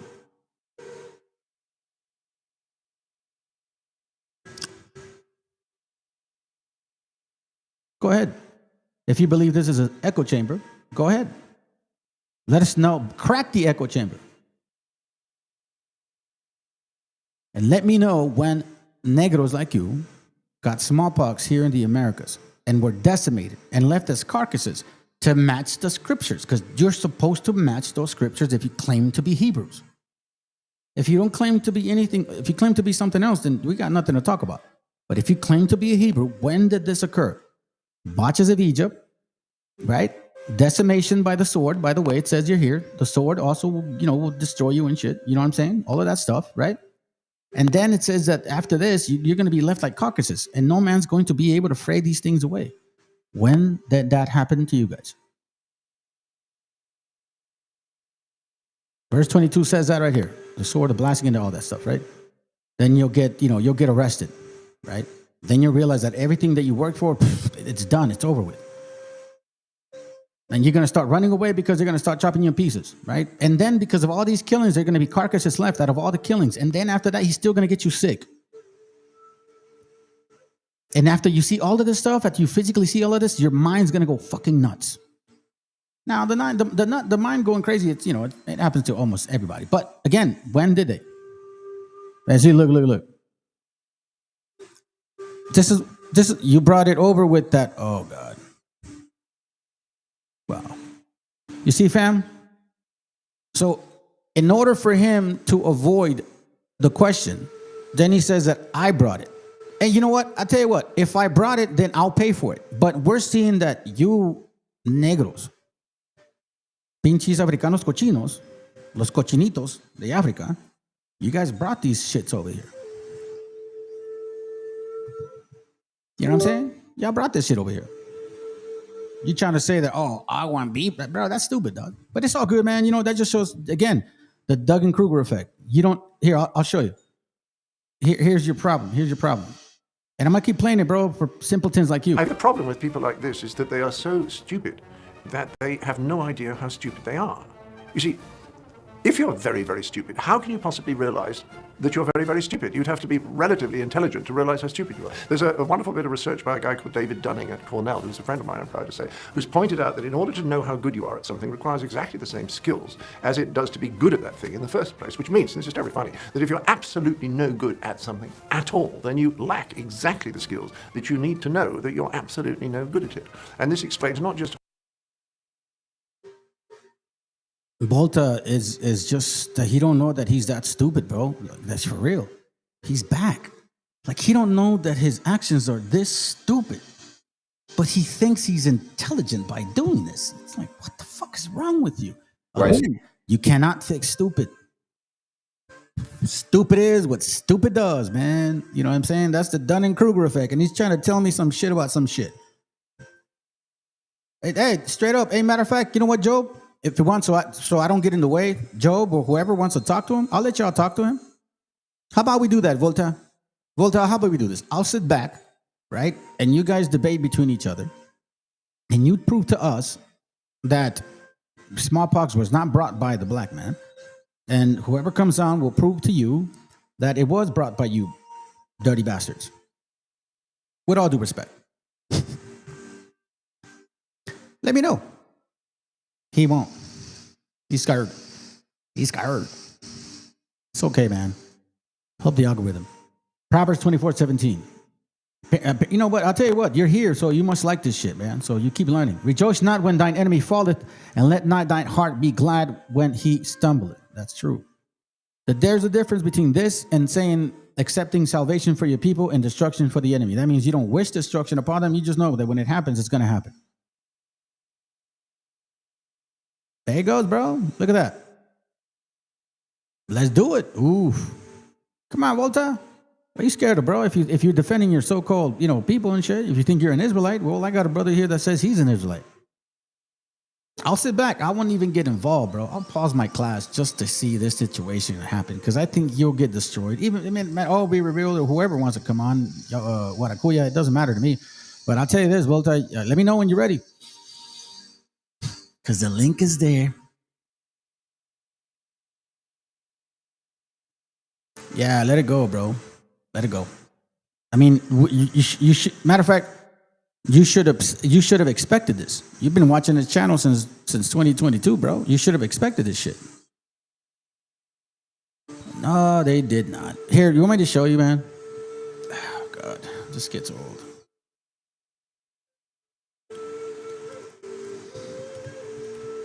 Apparently, they want me to show them. There we go.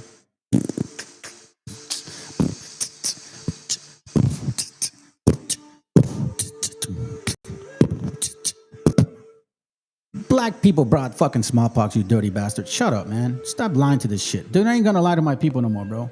Okay? I don't care what you say. Stupid people do what stupid things do, bro. Nobody's listening to your stupid ass anymore. Your shit is gone. I don't care what you say.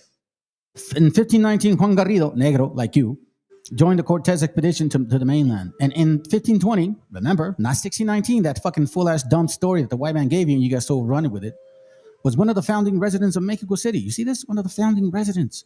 So a black man helped the white man find or build the so-called new city of Mexico. You see that? You want that credit? By all means, Volta, take it. Take it.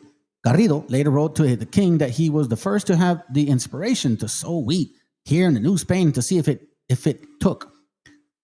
I did this and experimented at my own expense. Another first attributed to the African. Now listen, Volta, listen to this, man. Listen to this, because you're dumbass. You see, this is. I'm telling you, bro. Like this is why I am going to continue to remind you guys that. I mean, it's just I don't understand. Hollywood, but almost the entirety of Hollywood. I think the problem with people like this is that they are so stupid that they have no idea how stupid they are. You see what I'm saying? So let's continue with the thought process here, because you know what I'm saying? We're trying to get to the point. Another first attributed to an African in Mexico. See, so let me remind you this. So Juan Garrido attributed to was a big point in regards to creating or destroying all of our information in Mexico City, which is Tenochtitlan, right? So you Negroes had a lot of help. I'm sorry, you helped the white man in a lot of ways to destroy our city, right? Garrido Negro later wrote to the king that he was the first to have the inspiration to sow wheat here in New Spain and to see if it took. I did this and experimented at my own expense. So here we see that the Negro, like you, helped the white man, like you, destroy Tenochtitlan. Do you understand what this means? Don't be stupid now, Volta. Don't be stupid. Please do not close your mind. Don't get emotional. Just wait for a moment here. Another first attributed to an African in Mexico was the bringing of smallpox to the mainland.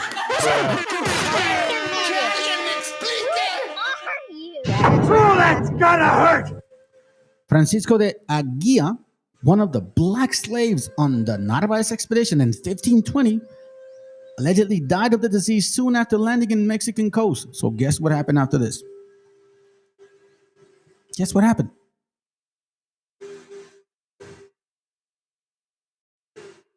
Which one is it at?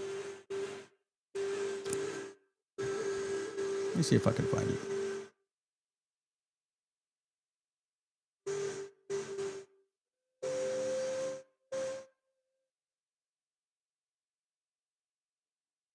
Here it goes right here.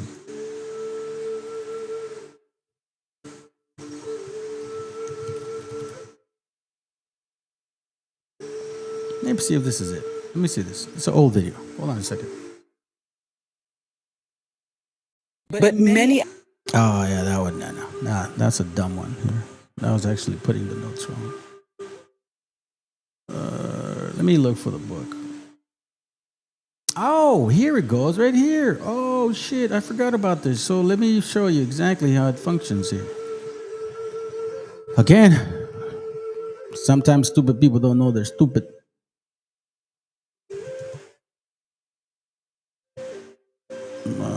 I think it's in here.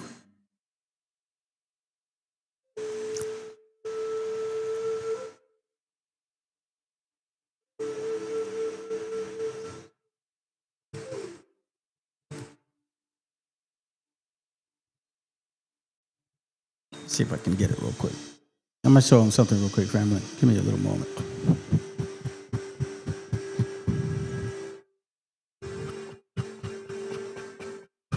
Unless I named it different.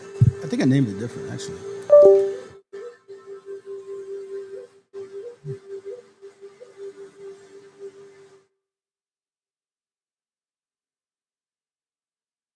Oh, it's right here. Okay, so let me upload it here, because again, we prove all things here. Oh, that's what it was. Okay, so I remember now. No wonder I don't have it here in my files. Okay. So apparently, Telegram doesn't want me to upload it here. So let me get the PDF file so you guys can see what I'm talking about. Give me a second.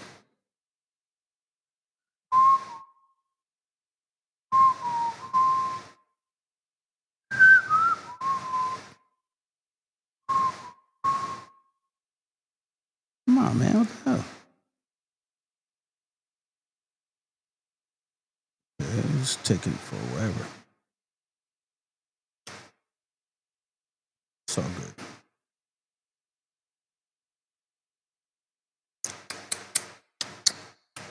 This is it. It's called A Voyage.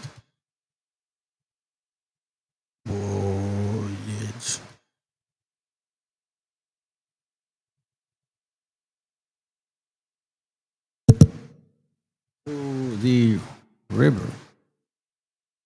Sierra Leone.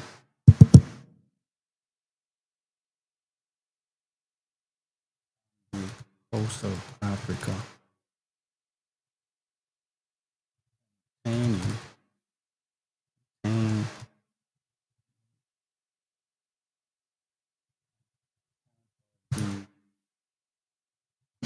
Let me see if I can guide it. There it goes right here. So here we see, and we're just going to get to it real quick. On page 135. Okay. Because we prove all things here. Let me get rid of this real quick. Page 135. For the unlearned. Maybe you're willing to listen. Let's talk about sickle cell. Shut up. That's what your mama told you. She didn't tell you that she brought that shit over here. That's not my fault, bro. That's on you guys. The book is called A Voyage to Sierra Leone, to River Sierra Leone on the coast of Africa, containing an account of the trade and production of the country and the civil and religious customs and manners of the people. See? You guys weren't even keeping anything related to the Bible at that time. And that's another point. But it's in 1791. Okay, so now let's get to it. Check this out. It says, page 135, a capital white trader who had resided near for 30 years, right? Let me see if you guys can see it. Yeah, you guys can. A capital white trader who had resided near 30 years upon the coast and who is otherwise a man of sense told me very seriously that he once thought, as he supposed I did, but that he had seen so many surprising instances of their art that he could no longer doubt. In the accounts of the most uncivilized countries that we read of, we find the office of physicians is generally annexed to that of priests and conjurers, meaning that's what you guys did, right? But here it is carried on by old women, and the cures they perform are truly astonishing, particularly in the external wounds, by the use of simples which their woods and fields afford in abundance. The diseases, listen to this real quick, man. Don't let this Hamite fool you. Shut up, man. You're a Hamite. Just stop it. You're a Hamite. You're a Hamite, then you're gonna have to live with it. Don't get off the topic. Volta. Don't get off the topic. Don't listen, Hamite. Don't be stupid, bro. Stupid people, sometimes they don't realize how stupid they are. You understand what I'm saying? Stupid people don't realize how stupid they are sometimes, okay? So please stick to the topic. You said something about smallpox. I'm fucking answering your shit. All right, so stick to the topic. Don't lose your mind, bro. Don't lose your mind. Because you said something about black folks brought sickle cell. So I'm going to remind you, you Negroes didn't bring sickle cell only. You brought smallpox to America, and you decimated our people. The diseases they are most subject to are intermitting fevers and hydrocele. The latter is supposed to be caused by too frequent use of palm wine and excess of venereal, I guess, sexual encounters and shit. Venereal diseases is frequent. You see? Black folks. You guys have venereal diseases. It's frequent. It still happens to this day, I think. I don't know, man. You guys decide. I'm not the problem, you are.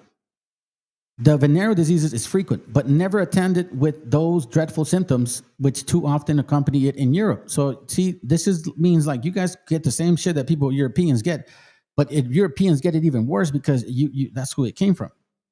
You guys gave them these diseases. But they were already fucking around with you, okay? And it's always easily cured. Neither can they be convinced that it proceeded from impure coalition, I guess.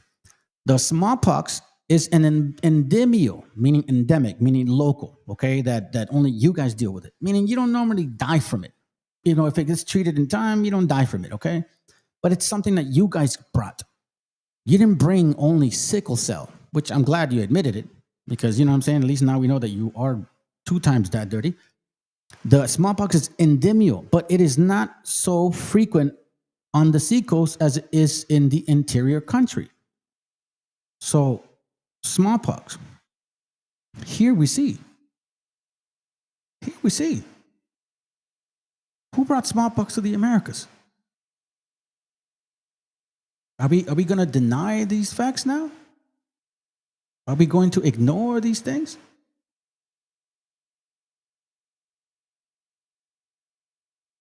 Let me show you something, family. I had a little chop it up with this little punk ass and shit, so I had to send him. So now that I have him, let me show you this quick.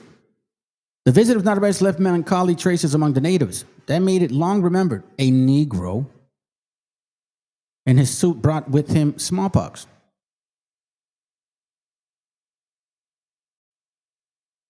No, we don't. I call his ass out all the time. You guys like the white man because you believe the history that he gave you.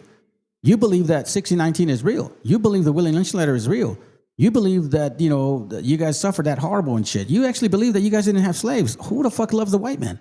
You guys love the white man. You really believe his shit. He gave you the history and you ran with it. Now that we're bringing out facts, it's offensive to you. Who loves the white man? Howard, you guys love the white man. That's your vato, homie. That's your main dude right there. You guys believe the history that he gave you. We have Negro colonizers trying to tell us who we are, and we have white colonizers trying to tell us who we were.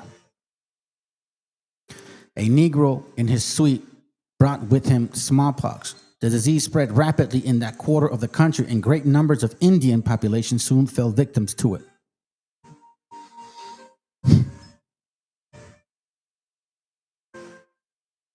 Conquistadors and pestilence. The Mexicans had never seen smallpox before and did not have even the European meager knowledge of how to deal with it. We read another book earlier, right now, regarding the Sierra Leone, how that's historical shit, and the Europeans had an understanding of how to deal with it, but they didn't bring it. You see what I'm saying? The Europeans dealt with it because it wasn't necessarily their disease. Smallpox came from the Negros as an endemic disease, meaning that's in their immune system. You guys have that shit like in you. The old soldier chronicler, Bernal Diaz del Castillo, called a Negro a very black dose for Mexico. A very black dose for Mexico. You know what I'm saying? For it was because of him that the whole country was stricken with a great many deaths. Oh, that's gonna hurt! Again, I'm not the problem.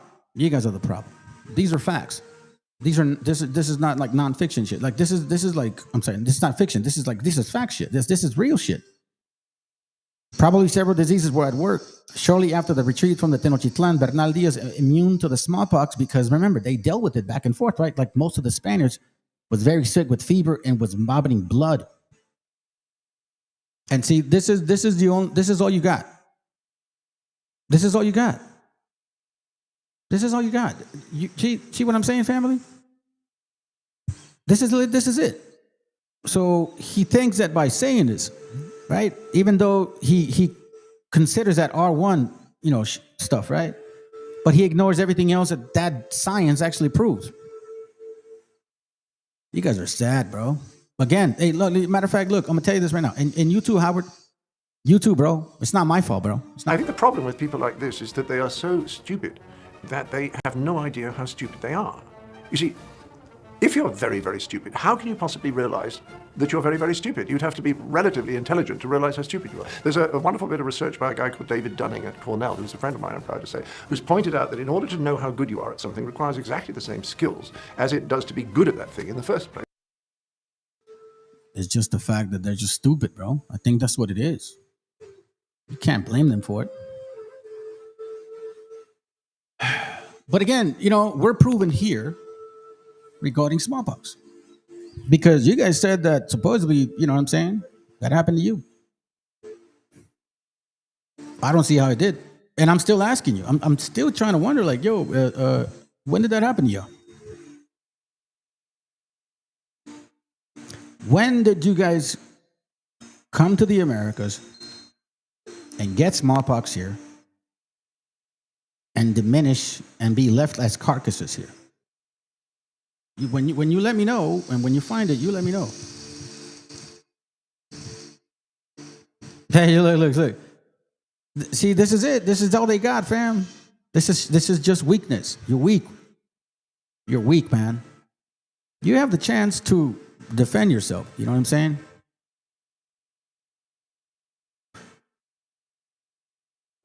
Let's see. You're literally proving that the Edomites knew it was contagious and brought the slaves which were infected, aka biological war. You got to stop loving this. No, you guys are the Negro slave masters. We got Negro colonizers since the beginning of time, Howard. That's the problem with you, man. You're too stupid to realize that you're stupid. Negro colonizers came to the Americas. The white folks came to the Americas. You guys worked together, man. Matter of fact, one of your own people wrote a book about this stuff. He's the guy that keeps telling you guys are not Native Americans. There's absolutely hardly any blood of Native American in you. Most of you Negros are fucking white people. The majority of you have about 30 to 40% of white blood in you. You and Volta, you guys are the Negro colonizers of this land. You see, we don't love y'all, or we don't love the white man. We don't want nothing to do with neither one of you checkerboard motherfuckers, man. You know what I'm saying? All I'm trying to tell you is this. You guys are not the Israelites of the Bible. And if you are, prove it. There's the link. Show me. Show me.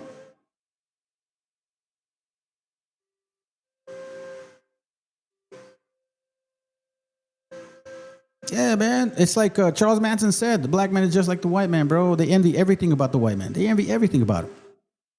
We don't envy none of that shit, bro. We don't care about your life and shit. We're not used to your promiscuous way, bro.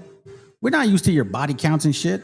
None of your daughters, white and black, keep their virginity under 14 or 15. Like, most of them lose their virginity. You guys let them date and fuck around and do all kinds of crazy shit, bro. Come on, man. We're just different people. Different people. Different people. But once again, and remember, family, let's not lose track of this. See, this is how they like to, to ignore the facts. You guys claimed you're Israelites, okay? You guys claimed you're the Israelites. Here's the link. Stop posting like little bitches. Get on the line and bring some sources that say that you guys did get smallpox here in the Americas and you guys were decimated by those fucking diseases, right? And that is technically what happened to the Israelites. So see, that never happened to you guys. You didn't use y'all. Y'all worked together, bro. You guys worked together, like, seriously. You guys were like best fucking friends. And this is the thing about being stupid. See, like, that's why the topic is this, the Dunning-Kruger effect. You don't know that you don't know. I think the problem with people like this is that they are so stupid that they have no idea how stupid they are. You see, if you're very, very stupid, how can you possibly realize that you're very, very stupid? You have to be. You see, and Volta, none of this matters, bro. Again, I'm keeping asking you, bro, when the hell are you guys going to prove to us that you got smallpox? Let's start with that. I'm not even giving you a hard fucking question, dude. This is just like 1 or 2 verses of Deuteronomy 28. I'm just saying, bro, just show us where you actually, you know what I'm saying, when this happened to you here. And then I'll move on. If you can prove to me, Howard or Volta, that you guys did suffer from these curses and shit, you know what I'm saying, that you died from smallpox, you were like left few in numbers. If you can prove it to me, I will never teach that shit again. Prove it to me. Prove it to me. If I'm an Edomite, like a white guy that you guys say I am, right? You guys say I am. Well, then I will be easily defeated because supposedly you guys are the chosen, right? So then that means it shouldn't be hard. No, you don't understand. You don't understand. You guys literally signed up for this shit. I mean, I see, this is why, and hopefully you're asking sincere questions, because this is the problem with people. You're very quick to question, very quick to like wonder, but you know what I'm saying? Like, you don't understand that you guys came together with them, helped them in every single step of the way, made sure to teach us Christianity. I would advise you to read a book called The Maya Conquistadors. Let me show you something real quick. Watch this. It says here, this is from, what's his name? I'll come up with his name. So watch this real quick. It says, it's surprising to many of us to note that not all the first Africans who assisted the Spanish and Portuguese came as slaves. You see this? An untold number of free people of African descent, black conquistadors born in Africa or on the Iberian Peninsula, meaning, you know, south of Europe, Spain, Portugal. You guys were dealing with each other for a long time, so there's no way that you guys could be the Israelites, because the book that says that the Israelites would get conquered by these people, treated like shit by these people. You wouldn't know their fathers, you wouldn't know their religion, you wouldn't know nothing about these people. You guys know each other. Also accompanied Spanish conquistadors such as Hernán Cortés and Ponce de León, two of the famed explorers of the vast region that would become modern Mexico and the western southern regions of the United States. And as we might expect, their exploits were just as heroic and just as problematic as those of their fellow conquistadors. But far more Africans came with the Spanish and the Portuguese, okay, as slaves, servants with varying degrees of freedom. So not everybody was a slave, so to speak, but they were more considered indentured servants. Attendants and armed adventurers were armed adventurers. While the number of African explorers is impossible to determine, they participated, meaning people like you and people like you. You guys participated, okay? Howard and Volta. You guys participated in almost every single place. List this out. While the number of African explorers it's impossible to determine, you guys participated in some way in virtually all of the Spanish expeditions in the New World in the 16th century. These black conquistadors, Negro colonizers, okay, set an example for the subsequent racial relations throughout the entire Spanish colonial experience. This is where you get that stupid picture book that you look like this and you look like that. They fucking created that crap. We don't trust y'all at all. Living their daily lives with degrees of complexity that rarely would be achieved by black men and women in the early English settlements in the Caribbean and North America. Indeed, wherever Spain set its flag of conquest in the Americas, Africans helped hold the pennant. See? It's not difficult to comprehend. It's very simple. It's very, very, very simple. Again, I'm not the problem. You guys are the problem. Let's continue. Said that Zionism is white supremacy with a yarmulke on, and that it's nothing but Yiddish for Western colonization. So of course I got a bunch of replies trying to correct me, saying that it isn't white supremacy, it's Jewish supremacy. See, this is them activating the built-in blame shifting mechanism, which is the whole point. You're literally pointing to the yarmulke as the reason for all this. That's the answer right there, Howard. That's the answer. Here, I'll show you something. Howard, you know, this is why, bro. And you know what? It's okay. It's okay. You probably don't understand these things. You know what I'm saying? You probably let me see. Let me see if I can find it. Which one is it? I think it's this one. Hold on, let me see. Which one? How does it go? Talmud? No. Is it this one? Or is it witchcraft? Yeah, there it goes. Watch this. No, not that one, dude. Oh my God. Let me see if I can remember, man. Hold on a second. Let's see. How does it go? Let's see. Magic, I think. Yeah, there you go, right here. Check it out. This is the root of your shit. Everything that you believe in, Howard. I know that you're from a 12 tribe chart camp. You believe that shit, right? Well, here's your originator. This is your papa. This is your daddy.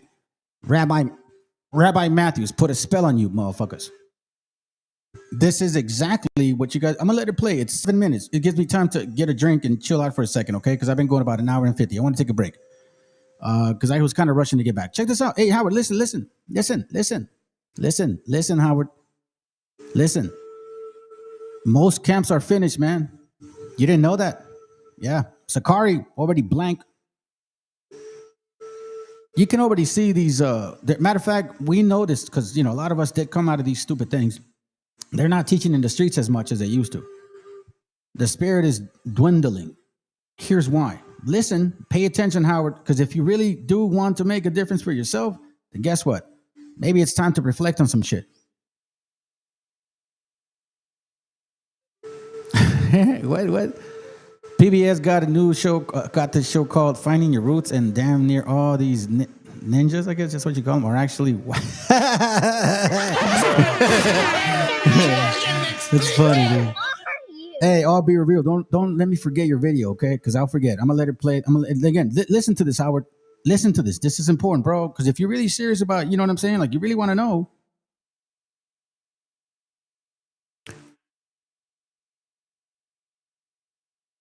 Oh, you don't know about me, huh? Yeah, you don't know about me. Sakari ran. A lot of all these camps, they don't want nothing of it. Matter of fact, General Yohana knows about my channel. He came over here, didn't say shit, didn't say come to bite any of my people. He just said, shalom, shalom. The truth is in ISUPK. And he just left. That was it. That's the leader of ISUPK. Came to my channel to say that shit. They don't want nothing, bro. But I tell you what, if you really want me to, I will. Get me somebody that actually can prove me wrong. I would love to, bro. Let's go. Here's your heritage and here's your roots of Hamitic shit. What's up, everybody? It's Killer B, the doggone witch finder general. You got a witch, I burn them up. Just look at y'all leader. Look at y'all Hebrew Israelite founder, Mr. Rabbi Matthews, practicing black magic. Putting that black magic on y'all. That's what got your heads all messed up, thinking y'all Israelite. Let me read this to y'all. Matthews' personal papers and the Sloanberg Library in New York includes 2 amulets of geometric design in Hebrew words borrowed in part from the 6th and 7th book of Moses. What's the 6th and 7th book of Moses? A book on witchcraft, how to perform black magic. These amulets offer a unparalleled, let me say this too, that book ain't written by no black people. That book was written in France by some white folk. These amulets offer a unparalleled view into the hidden transcript and the private settings where Rabbi Matthew performed the most secret, transformative rituals at the hidden heart of black Israelism. The square amulet in Matthew's personal papers was modified from second tablet of the Spirit of Fire found on page 16 of the 6th and 7th book of Moses. What makes the derivation of Matthew's diagram from the Lawrence diagram indisputable is the fact that de Lawrence had reproduced a calligraphic error in the Hebrew that Matthew has repeated. So basically, Matthew's bit off the damn book, right? That the Hebrews known for doing shit like that, biting off of something and using it for their own. The word at the bottom, ha-kak, meaning the power, has been miswritten. An errant vertical line closes the gap of the middle letters. See this here? I can skip y'all. I might share this one day. I might share this with y'all one day.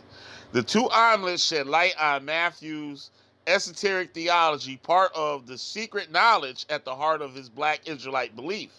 Matthew wrote several phrases in the fractured Hebrew on the diagram, the top one of which can be translated, "Rise and give me good luck." Just below the median line of the Hebrew can be translated, "Within the 8th fire, you should give me life." And the bottom line may read either, "The 8th God should be my father," or "The 8th God, my father." At the simplest level, the diagram appears to be a good luck charm. But at the higher level, the omelet amplifies and expands on Matthew's theology. In later decades, Matthew taught that these were 7 spirits or elements of God and 12 heavens, which his daughter implicated in the congregational newspaper. Do you know how few of us, the black Jews, know that God is wind, water, fire, life, light, power, and mind? This is God, the 7 elements. Each one of these elements, all gods among themselves. But the creator of these, the one ruler of these, is the one and only. He is God. He is in us, out of us, and is all about us. And without him, we wouldn't exist. Without any one of these gods, we would not exist.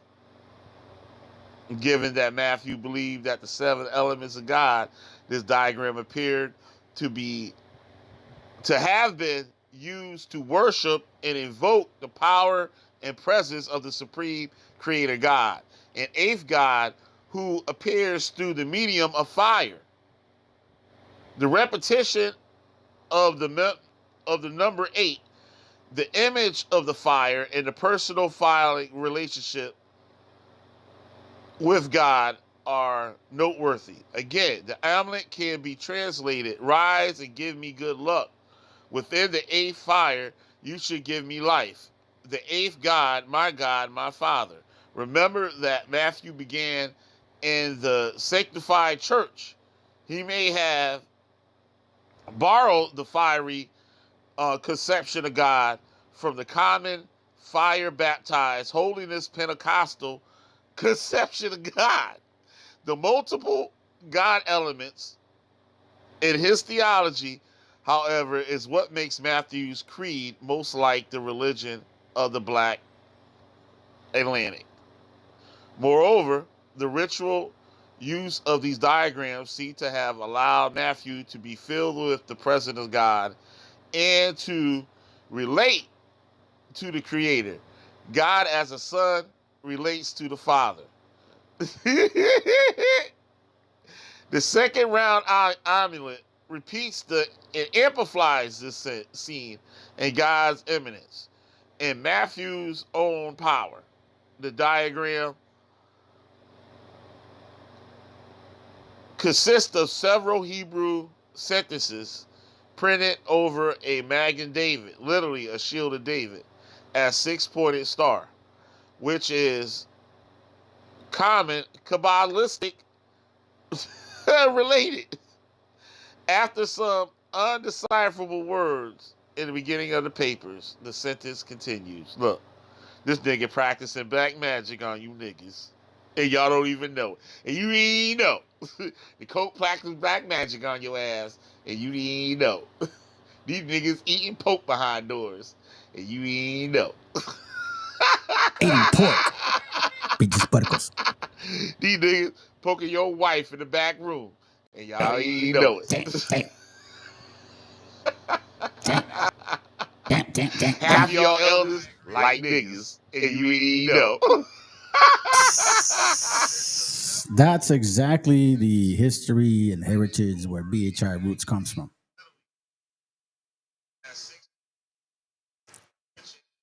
What do you mean? IUIC, ISUPK, GMS, Sakari, or whatever that was. That's what it is, dude. Black Hebrew Israelites. They all believe that God was black, Jesus was black, and that anybody that supposedly is a Northern Kingdom, so-called Hispanic, so-called, right, that they used to be black, and then when the Messiah returned, they're going to be turned black with a fro and shit. It's just fucking ridiculous. Let's continue.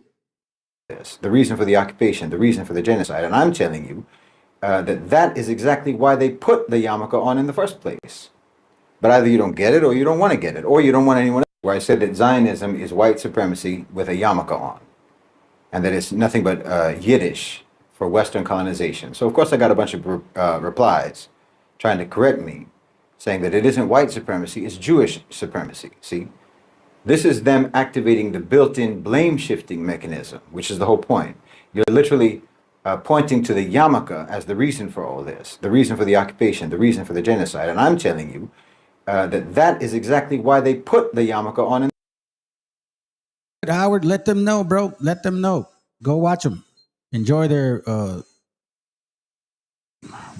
confabulation. Go ahead and enjoy it, and let them know that I'm here. Maybe they will. Maybe they will debate me. Finally, somebody will actually step up to the plate.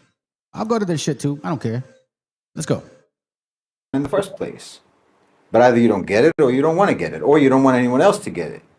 You know, you somehow want to exonerate the actual architects, the actual funders, promoters, arms providers, financiers, policymakers, and so on, who are in fact responsible for Zionism, who are responsible for the occupation, who are responsible for the genocide. Like, you're strangling me, but you put a sock puppet on your hand. And you want me to actually believe that you're not the one strangling me, it's the sock puppet. This is an insult to my intelligence. As if America has to be forced at gunpoint or under threat of Epstein blackmail to support occupation and genocide. The country literally founded on genocide.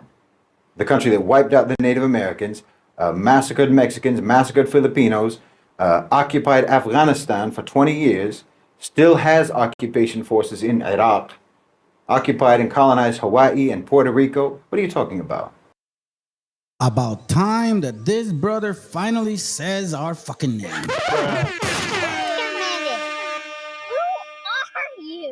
That history is so overlooked that he needs somebody like me to fucking say it the way I say it. And it had to be this way. I sometimes hate the fact that I was shown this information. When I asked the Most High that I'm ready to serve him, I didn't think he wanted this.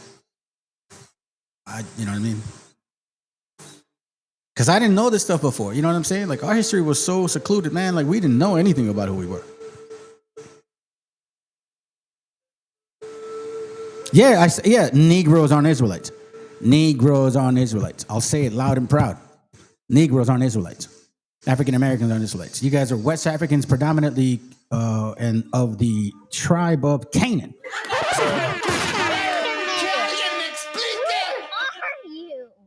Howard, let me ask you a question, man, because, you know, I think you're an adult. Why would you want someone to debate your point of view?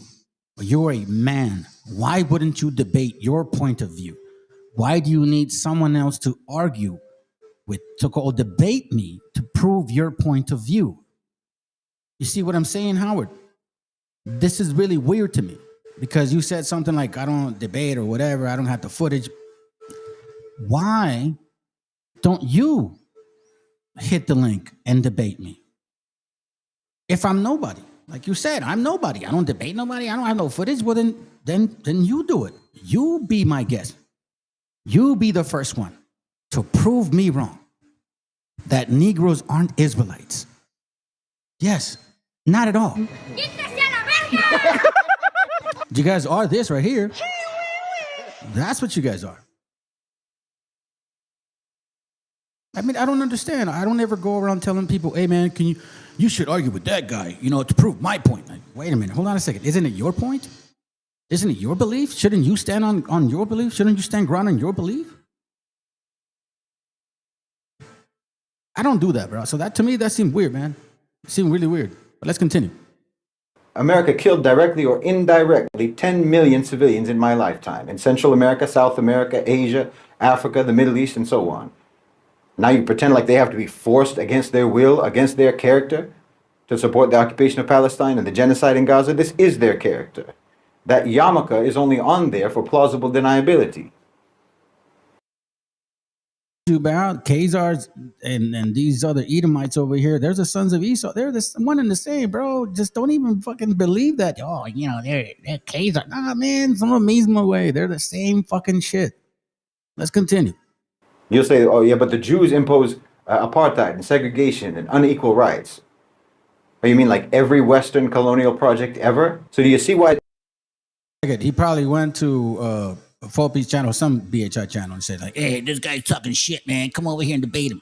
I'm sure he will. Let's see.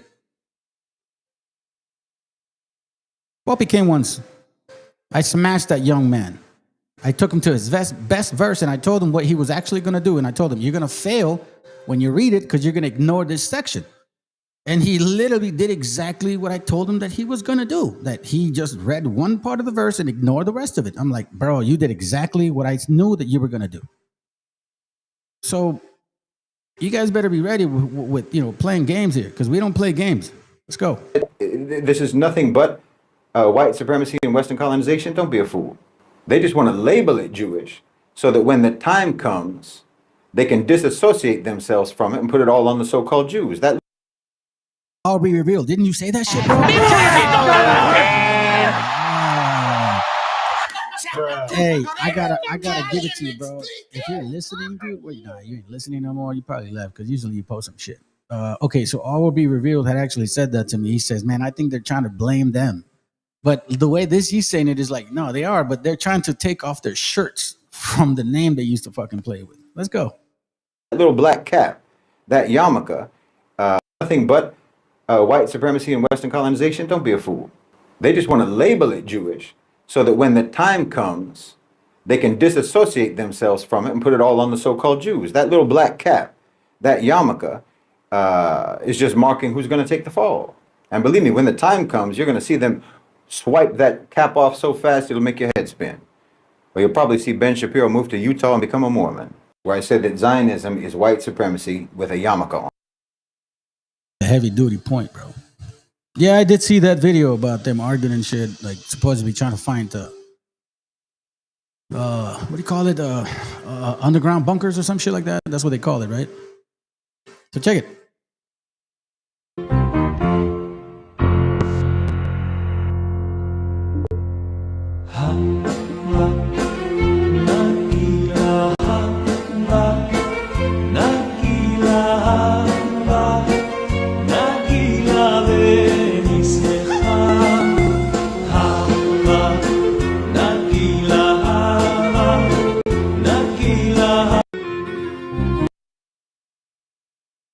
All right, family. So Howard did step up. I'll give you credit for that, Howard. I'll give you credit for stepping up, man. Can you hear us? Go ahead.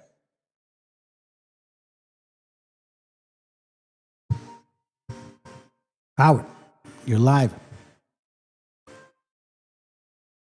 Hello? Can you hear us?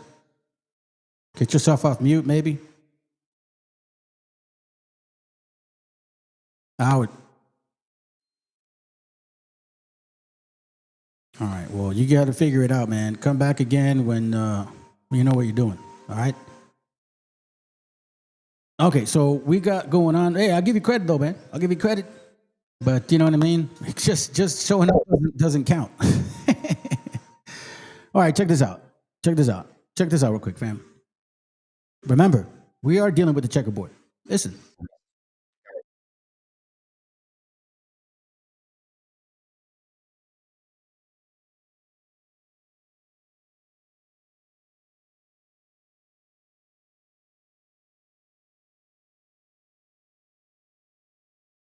Good, I had it on mute.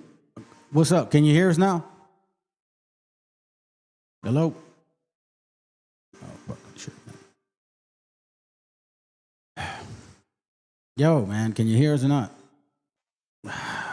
Bro, you guys need to listen. I'm gonna give you one more chance. If you can't figure that shit out, don't come back again, bro. Because like I have a class going on. You know what I'm saying? I know you feel froggy and brave, but you don't know how to use this technology. I don't understand that shit. Let's go.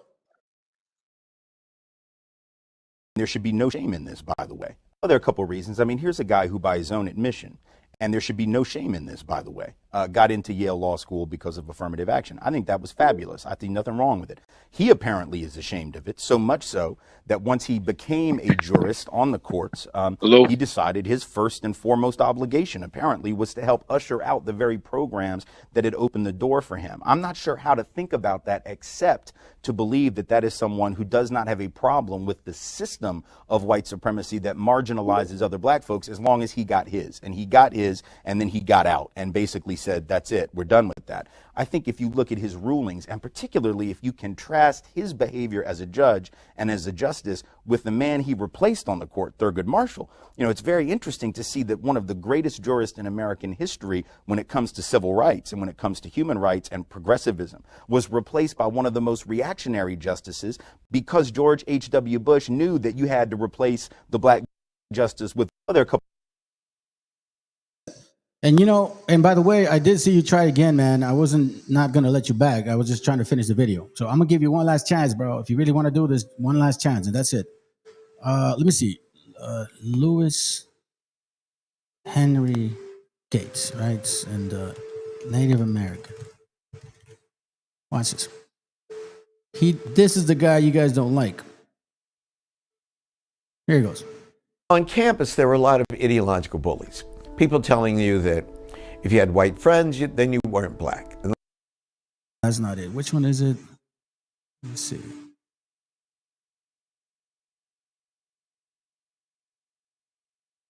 I think this is it right here. There he goes. Check it.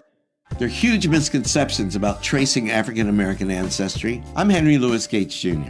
I'm here to set the record straight. Myth number one, black people's ancestors can only be traced back to Africa. Nearly every African American who descends from enslaved ancestors is actually part white. The average African American is an estimated 24% European. Almost no African American who descends from enslaved ancestors or who has deep roots in America is 100% sub-Saharan African. You guys hear that shit? Do you hear that, Howard? You see what I'm saying, bro? Let's get our facts right. Again, I'm not the problem. You guys are the problem. I'm giving you facts and information. It's up to you to stop being stupid and saying, you know what? Let me sit back and chew on that shit because I may be wrong. Yeah.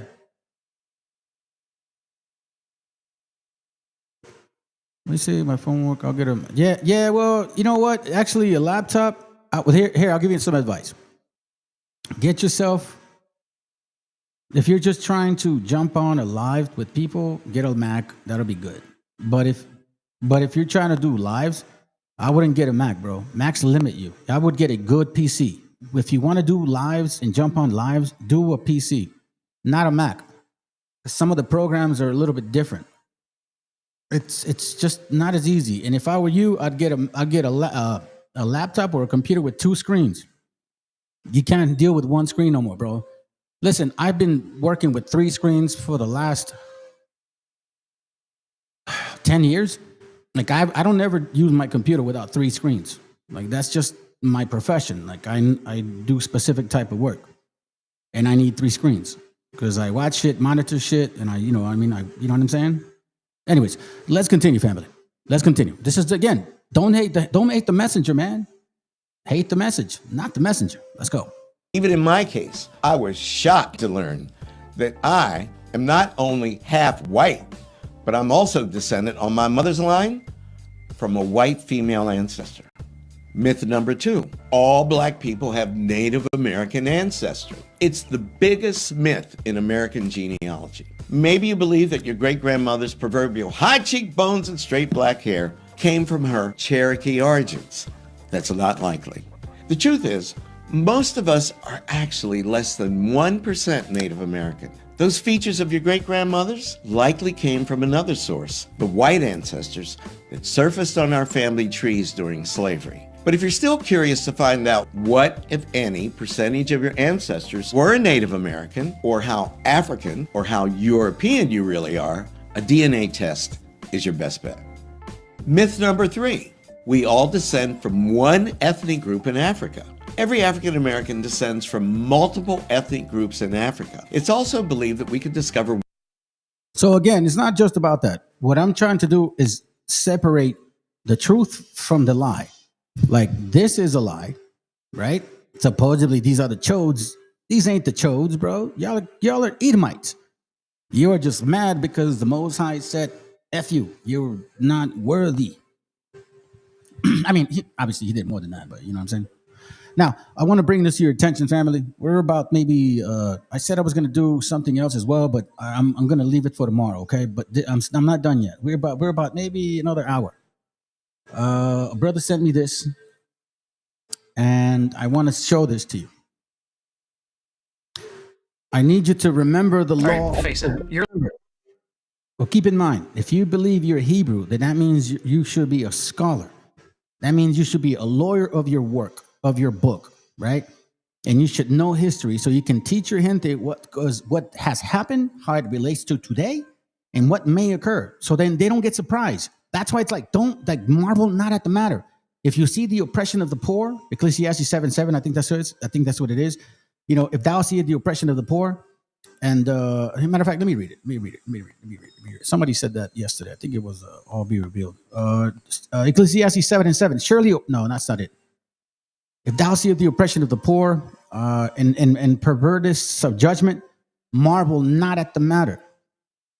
Because that means that you are well trained in what may occur because you studied your stuff. You know, you shouldn't be surprised. It's not like new.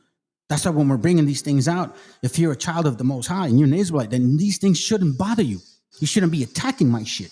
You should be like, oh, no, bro. Just listen to what I'm sharing. Do your due diligence. You cannot go and assume that this man, what he taught you, it's true. Because this is what BHIs have used. They've used their rhetoric to claim that they're part of the Bible. But what they taught them is not true. So now, listen, this is a repetitive thing, and I'm going to show you how repetitive it is. Let me see if I can do this real quick, okay? I'm going to show some stuff here real quick. I'm going to skip this guy because they do democratic stuff, but they do bring up some points. Let's go. This has to do with the babies of slaves, very, very obviously. And I think we're going to, when people didn't, I don't think they went about discussing it right.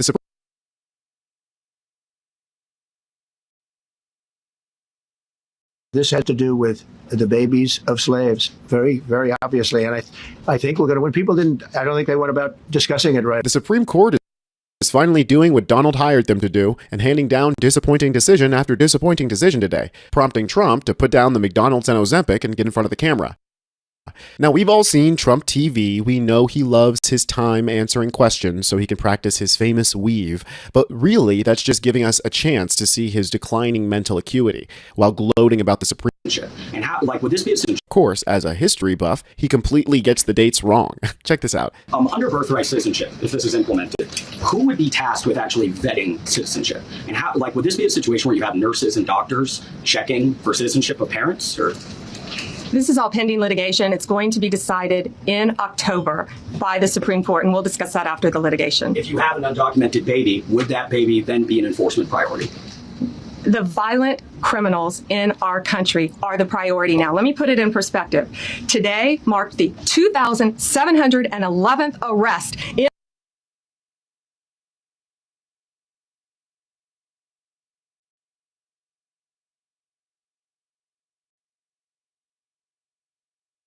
This is how you know the devil is at work. Look at that nasty ass dirty cross. You see what I'm saying? This is them. That thing belongs to them. That little white Jesus and shit, it's not a joke, family. Yeah, the checkerboard is not a joke, bro. Let's go. In our country of TDA members, just TDA. Everyone in this room agrees they are one of the most violent criminal organizations in the world. And the Biden administration let them walk into our country for the last 4 years. 2,711 of them today have been arrested in our country. That is the priority of Donald Trump. That is the priority of this country, of Homeland Security, of all of our lawyers, of FBI. That's the priority. That will be discussed in October when the Supreme Court hopefully rules in our favor, and we're very confident. So what do the criminals have to do with the child?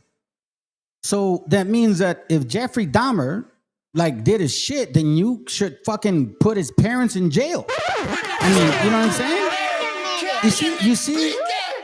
You see the mind of Esau. Esau, your days are numbered, man. I'm just telling you right now, your days are fucking numbered.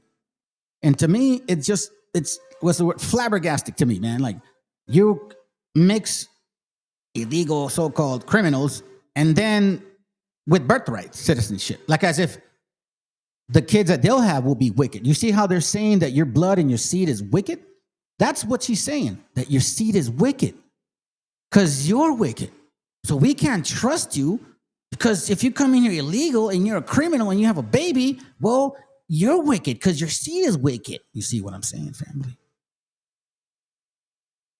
And Canaan is right there with them, bro. They're enjoying this shit. Moab, too. They're enjoying this shit. Moab, Canaan, man. They listen. That's why Psalms 83 mentions Moab right away, too. Jeremiah 18:15, because my people have forgotten me. They have burned incense to vanity, meaning foolishness, Democratic, Republican. Y'all think they're going to save you. And they have caused them to stumble in their ways from the ancient path. Before these guys came here, we had what was called a communal society, not communist. communal, because that's what the scriptures talk about. The scriptures talk about taking care of your people, and no one misses a bread. To walk in his path in a way not cast up. Why? Because when these motherfuckers came, we did have people that were envious. We have them everywhere, family. Every raza has envious people. You know what I'm saying? Like, don't be surprised at that shit. Let's continue. Of that. But you should all feel safer now that President Trump can deport all of these gangs, and not one district court judge can think they're an emperor over this administration and his executive powers and why the people of the United States elected him. I just might add one thing, and they used birthright citizenship, some of the worst people, some of the cartels, to get people into our country, just so you know. And again, I say, if you look at the end of the Civil War, the 1800s, it was a very turbulent time. If you take the end day, was it 1869 or whatever, but you take that exact day. You say 1869, whatever? Bro, it's not even my history, and I fucking remember that stuff. You know what I'm saying? Like, that just tells you exactly, family, how they feel. The point being is this: they hate you people. They hate raza. They hate the Meshiacha bloodline, indigenous bloodline. They hate that shit. This is what they're saying. They're mixing criminals with birthrights, meaning that they're bad seed, so then their kids are bad seed. That's called eugenics from the white man. Okay? That's fucking eugenics. And I'm sick and tired of you dumbass white people trying to claim that you're so superior, bro. You are not. Do your history by your own kind. Benny Johnson, Benny the Bull, and Matt, whatever the fuck you are, Walsh. You don't even know what the hell you're talking about in the Bible. So let me remind you, in 1609, when you guys got here, some part in Jamestown, you were so lazy, you wanted the natives to feed your ass. And you know what? We said no. So then when James Smith left y'all, because he needed to get surgery, he came back and he found out that you motherfuckers were eating each other. You were digging up dead people up the grave. You were eating horses, rats, leather, shoes, and eventually you ate your own selves. Yeah, the messages are no longer subliminal. It's right in your fucking face, man. They're trying to say, oh, these are criminals. Birthright, that means their seed are criminals too. So then listen, man. If they really get away with that law, then if I was an attorney and they got away with that law, then I would sue all of you white folks for all the serial killers that you guys created. And I have factual psychological identification of who you guys are, because even FBI says that the majority of you serial killers, pedophiliacs, and all that fucking weird shit, 9 out of 10 are white people. White men between age of 20 and 35. Let's continue. That's when the case was filed, and the case ended shortly thereafter. This has to do with the babies of slaves, very, very obviously. And I think we're going to, when people didn't, I don't think they went about discussing it right. I came along and we looked and we said, wait a minute, this is wrong. We've been looking at birthright citizenship.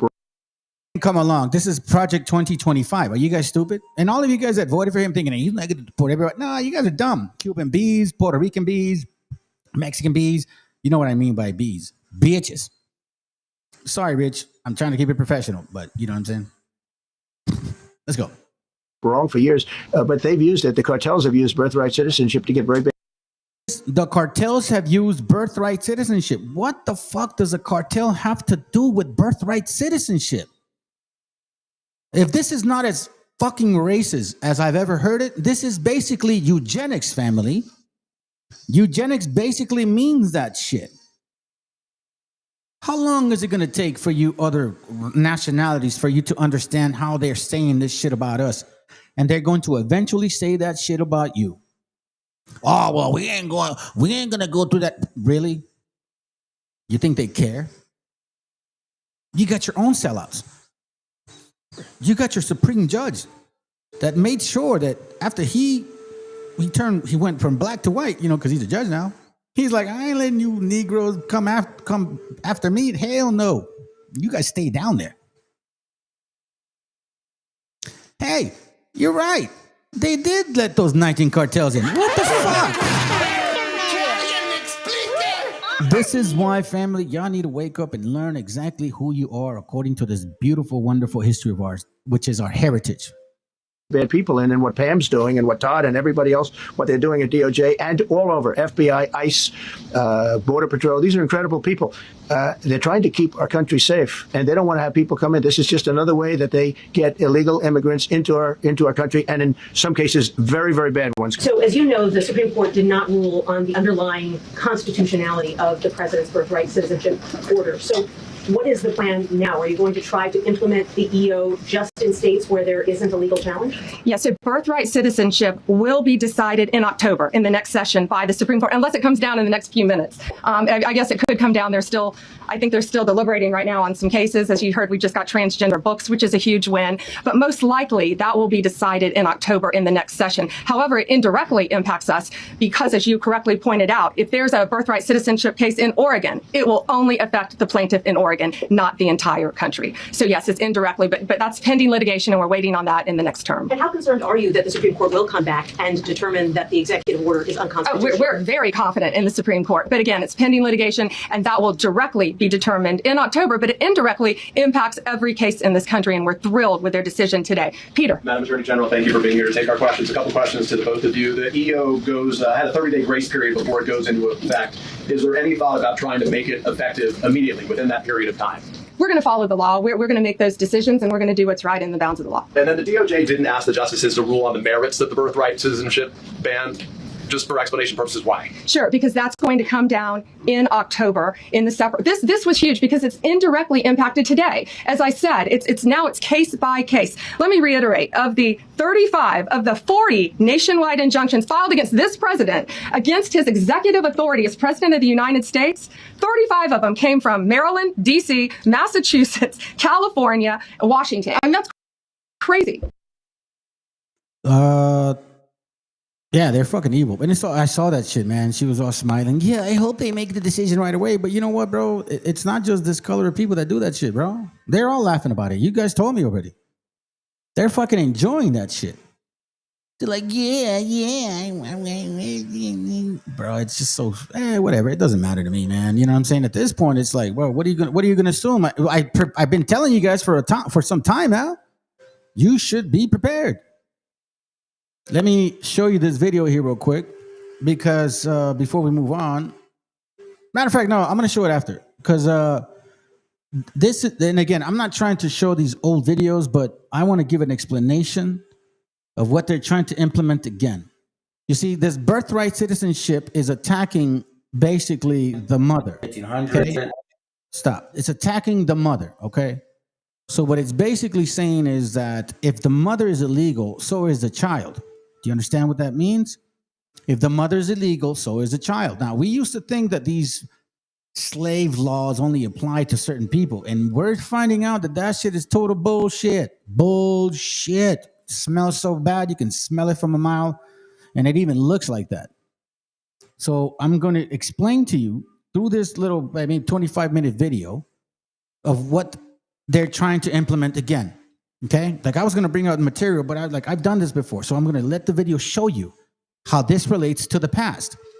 Partu sequitur ventrum is exactly what they're trying to implement through getting rid of the birthright law.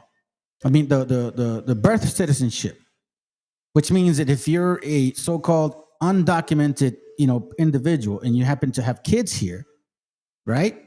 They will not be documented because you're undocumented. Even if the father is legal, trust and believe they're going to use that angle. It's all a methodical process with these fucking Edomites, the sons of Esau, and the nasty, ugly, dirty, body count daughters of Esau. They all work like this.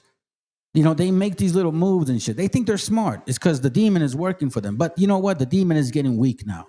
We're seeing the weakness in who they are, because they're putting stupid people in certain positions that are going to destroy themselves. Again, hate will always destroy itself, family.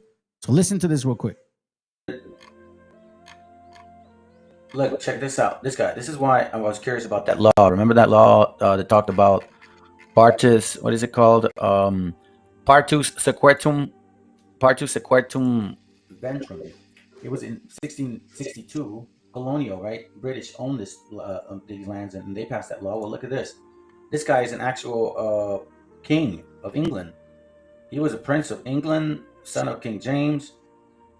He was a king of England, English, Scottish, and Irish. So his father, who was alive at that time in the 1600s, was the one that had to pass that law. These guys are not kings because they applied it. Excuse me, because they applied for a job. It's passed down from parents. So since you guys are saying that this black man passed that law, I mean that's what I'm finding. It says upon the death of the father, 1701, he was recognized as king. Succeeded the son Charles. All right, so obviously lineage passes through.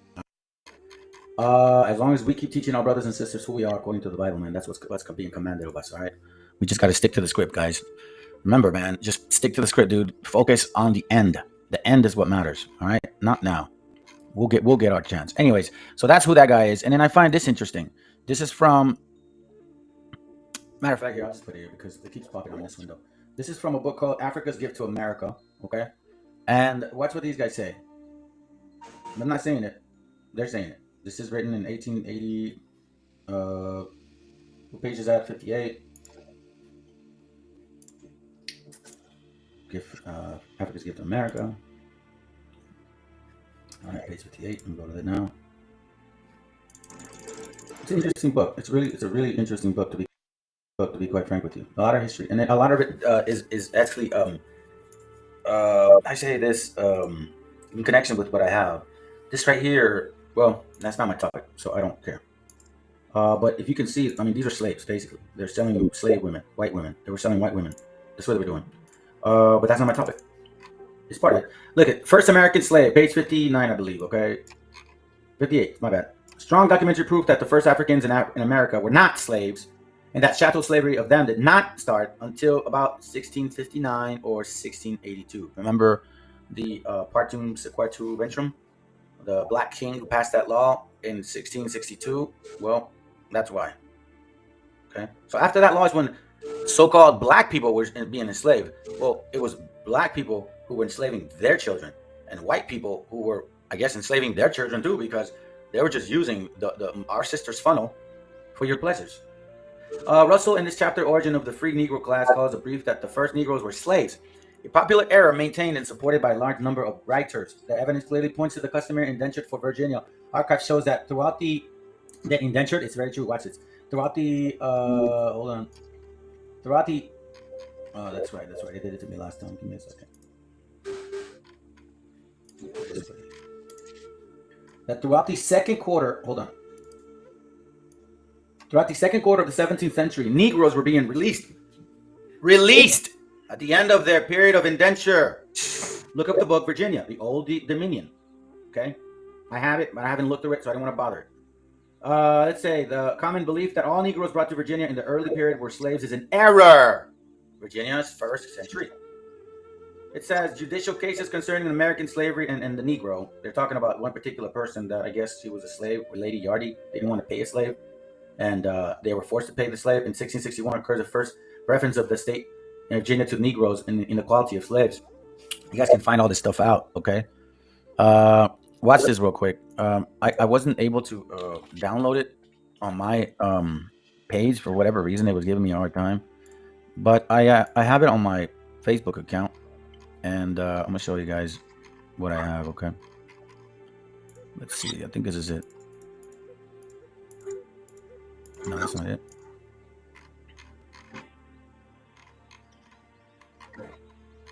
Oh, I think it is. My bad.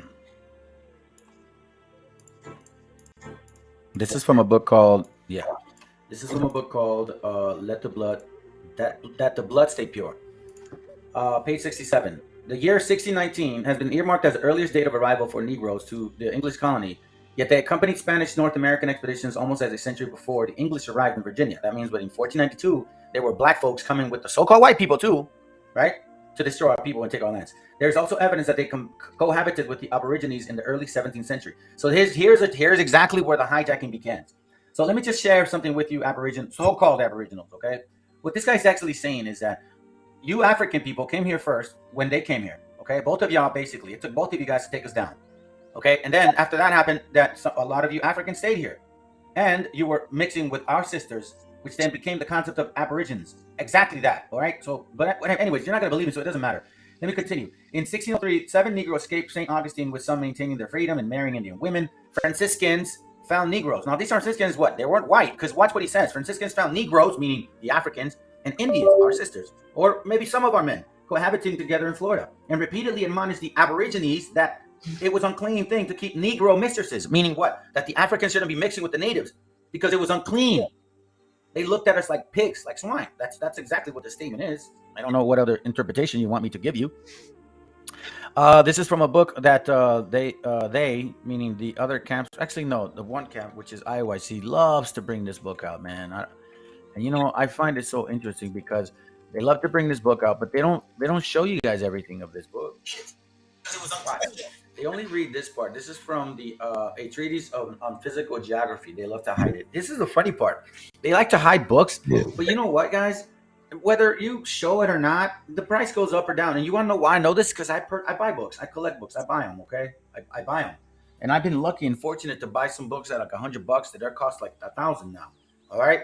So don't tell me that, oh, all of a sudden you shared it. And no, nobody ever shared the book I got. And that thing's costing expensive. So don't believe the hype, man. All they want to do is make it seem like, oh, they're so secretive. Watch this. The Jews are people who ever, according to, they read this and like, look, they're black, brother. They're black, brother. But yeah, the page before, watch what the page before says. The rapidity with which the color changes is seen in the English colonies of North America. It is not 250 years since the very first colonists arrived in Britain, and much shorter time since the ancestors of most of the present New Englanders across the ocean. And yet they have lost the clear complexion of their kindred beyond the waters and acquired much of the hue of the southern French and northern Spaniards. Remember this.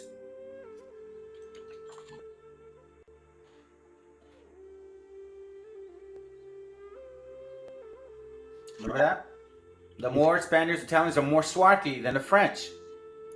Here it's saying that they acquired much of the hue of the southern French and northern Spaniards, meaning dark or brown. So that if an assemblage of each nation were placed side by side, there could be no difficulty whatever is distinguishing them by their complexion. Now watch this. With respect to the intermixture with the Indians, we know as a matter of fact that it never took place. Why? Because those children were considered slaves. The Aborigines of America are another instance. I explained that already. Why? Because they were Africans. They never wanted to mix with our people, and if they did, they sure as hell did not have any respect. I'm just reading to you guys what I'm finding. Now, if I make statements,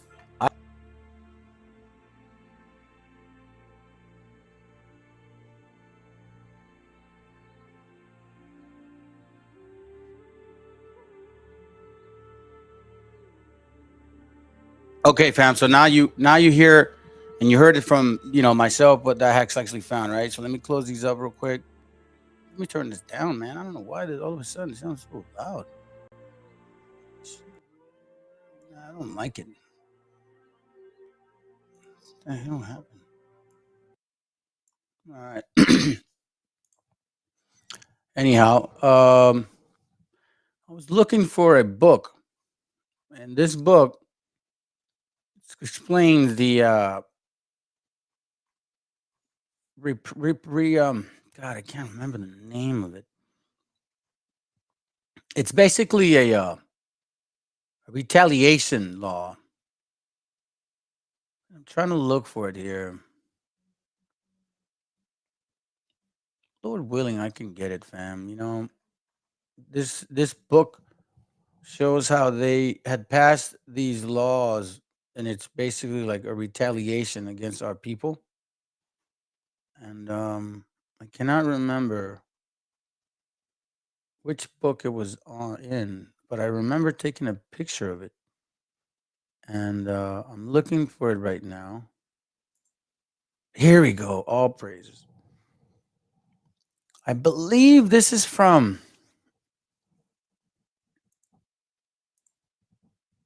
I wish I could tell you what book this is. I will get it for you, family. Listen to this. It says here on page. What page is it? I don't know what page it is, but the top says C.S. Everett. Okay, I promise to get this for you guys. That's what it reads.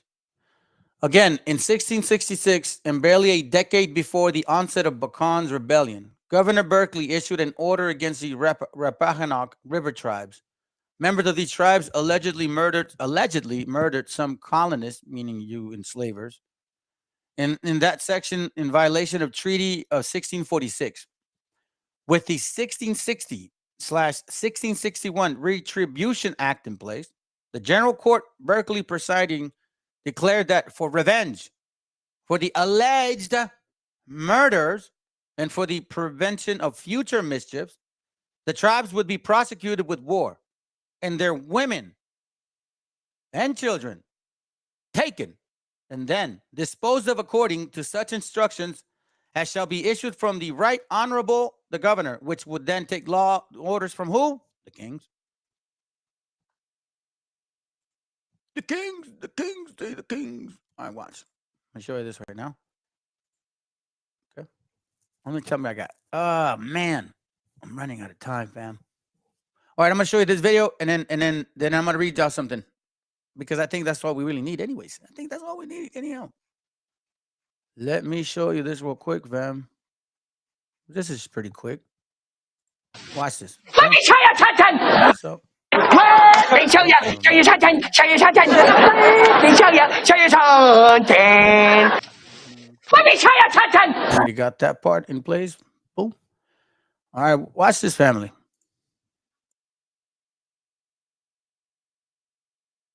A common characteristic for the first illustrious so-called African Americans to rise into prominence was a melanin-deficient parent. In most cases, a common characteristic for the first illustrious so-called African Americans to rise into prominence was a melanin-deficient parent. In most cases, a father. This outcome was mostly a result of Virginia colonial slave statute Partus Sequitur Ventrum. Partus Sequitur Ventrum. Partus Sequitur Ventrum. That which is brought forth follows the womb, meaning the legal status of a child born of an enslaved Indian woman, will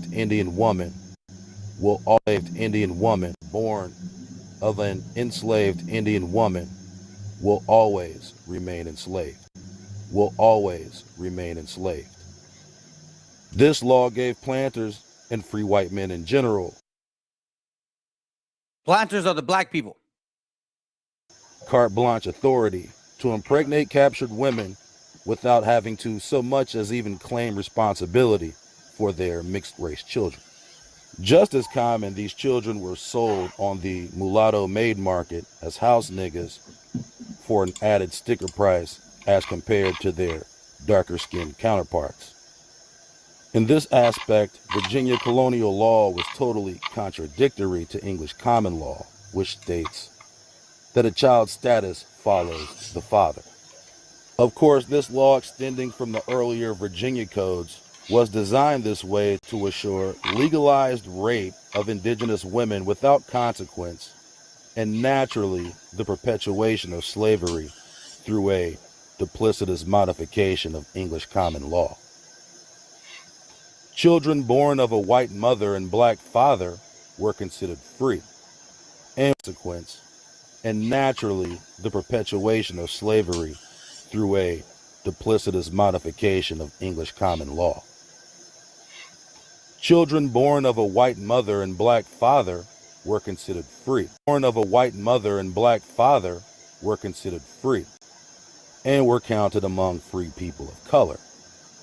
White men were freely allowed to abandon or kill their children without recourse, solidifying their position as the first deadbeat dads in American history.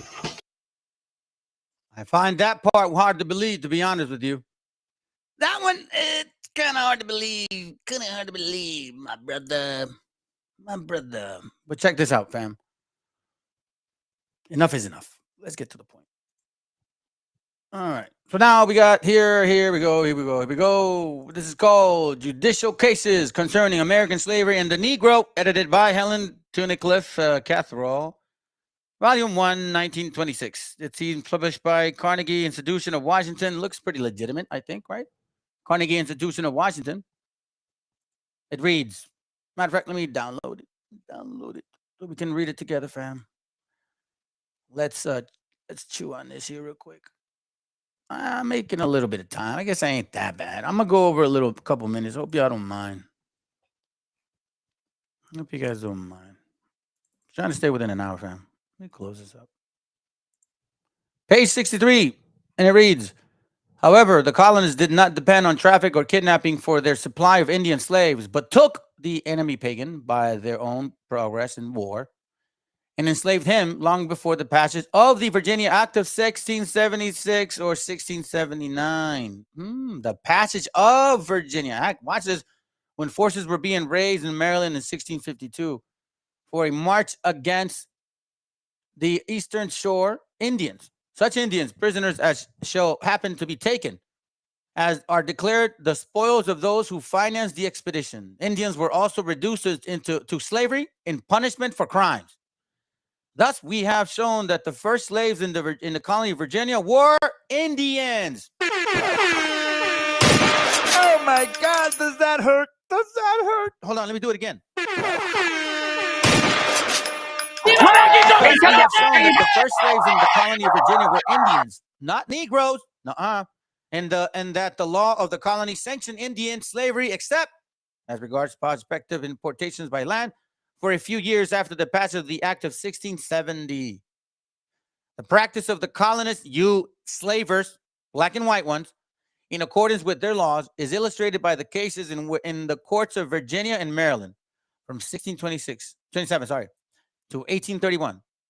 In 1627, some Indians of the Carib Islands were brought in the country by Captain Sampson, but the experiment was too disastrous to warrant repetition, at least on a wholesale scale. Damn. Besides the traffic in Indian slaves between Virginia and Maryland colonists mentioned above, the Maryland court reports contains other instances of Indian slavery. In 1648, complains that Captain Edward Hill had not delivered him to two Indian boys. I skipped Paul Simpson marriage from purpose, fam. I just didn't want to read it. You guys can read this here. It says here, in Maryland, in 1656, there belonged to a household one of oversee a Negro, a white woman servant, damn, and an Indian slave. What? Yeah. Gotta hurt. See that, fam? You remember how, One West says, hey, we gotta have order. Yeah, there was order in slavery, meaning y'all were enslaving us. That's why you see the sister being sold by the black guy. That's right. Hello? That's right. In 1661, one citizen of Maryland demands an Indian promise him a satisfaction of another Indian belonging to the whatever, this and that. Okay? Let me go to the next page. Let's see here. Let me see if this is important. Here, let me read this here. Here it goes right here. Right here. And then I'm done. Paragraph number 2, page 764. That Indians were brought in and held in slavery for many years subsequent to 1682 is indicated by the evidence of witnesses and the assertion of counsel in the cases brought from 19 to 150 years later. By acts passed in the 18th century, Robin and others who brought actions in 1772 to try their titles to freedom were descendants of Indian women brought into this country by traders at several times between the years 1682 and 1748. And by them sold as slaves under the Act of Assembly made in 1682. Basic counsel for the plaintiff asserts that hundreds of the descendants of Indians brought in between 1682 and 1684 had obtained their freedom on actions brought in this court. Damn, hundreds. That's right. Of descendants of Indians. The court gave judgment against many descendants of Indians introduced and held as slaves between 1682 and 1705. That's right. That many Indians were reduced to slavery between 1691 and 1705 is shown by handling assertion that thousands of their descendants were deprived of their liberty when they sued for it later. Thousands, fam. Do you guys realize that black and white folks were raping our sisters and they were enslaving their own people? Damn. Y'all can't get any worse than that. That's The revisal of the law 1705, an act concerning servants and slaves, reenacts chapter 1 of the Act of 1682 subsequent, but omits the word Indian. And the special clauses respecting Indian slaves. Oh, that's funny. Here, I forgot to bring this up. On the bottom. In the latter history of Indian slavery in Virginia, it is the female Indian slave who is prominent as the ancestries of slaves petitioning for freedom. For if she had been enslaved unlawfully, her descendants in the female line were free, in accordance with the axiom of civil law, partis sequitur ventrum, which was accepted generally, except in Maryland for a few years, 1664 to 1681. We just read what happened in that time. Hundreds of their descendants. Partis sequitur ventrum, fam, was not towards the black people. It was our sisters. Yeah, I need to get this book.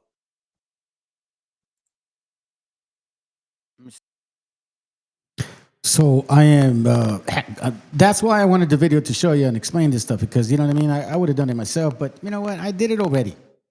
So let it be clear. This is what they're doing again. It has never changed. Look, I got a couple more videos, and then we'll be done today. Watch this real quick. Our people need to know. Watch this real quick. This is interesting. Remember, keep in mind, who came as conquistadors, okay? Watch. ¿Por qué no os unís a los franciscanos y salváis sus almas? Si es que las tienen. Si se entromete, restando. A ver. Los evangelistas. Mateo. Los evangelistas. Mateo. Marcos. Lucas. Juan. Padre. ¿Podéis ayudarme? Creo que he olvidado los nombres. César. Carlos. Manolo. Paco. Federico. Rodrigo. Felipe. A ver, ¿quién hará de Jesucristo? The reason I showed you that video is because you see dark-skinned people. Dark-skinned people. Dark-skinned people. Now, check this out. Saw this video real quick.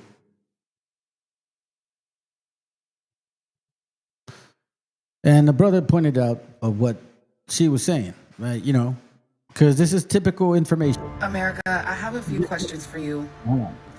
This is typical information. This is what the white man taught everybody, right? Message for the descendants of the Anglo-Saxon.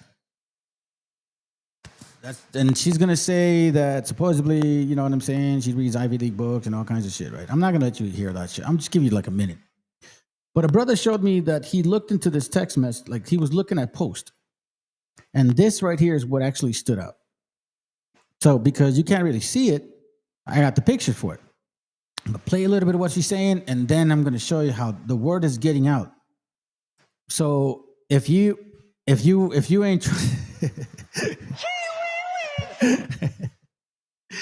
ain't chihuihuis, if you ain't waking up, bro, seriously, man, it's not my fault. It's your fault. You're limiting yourself. Let's go.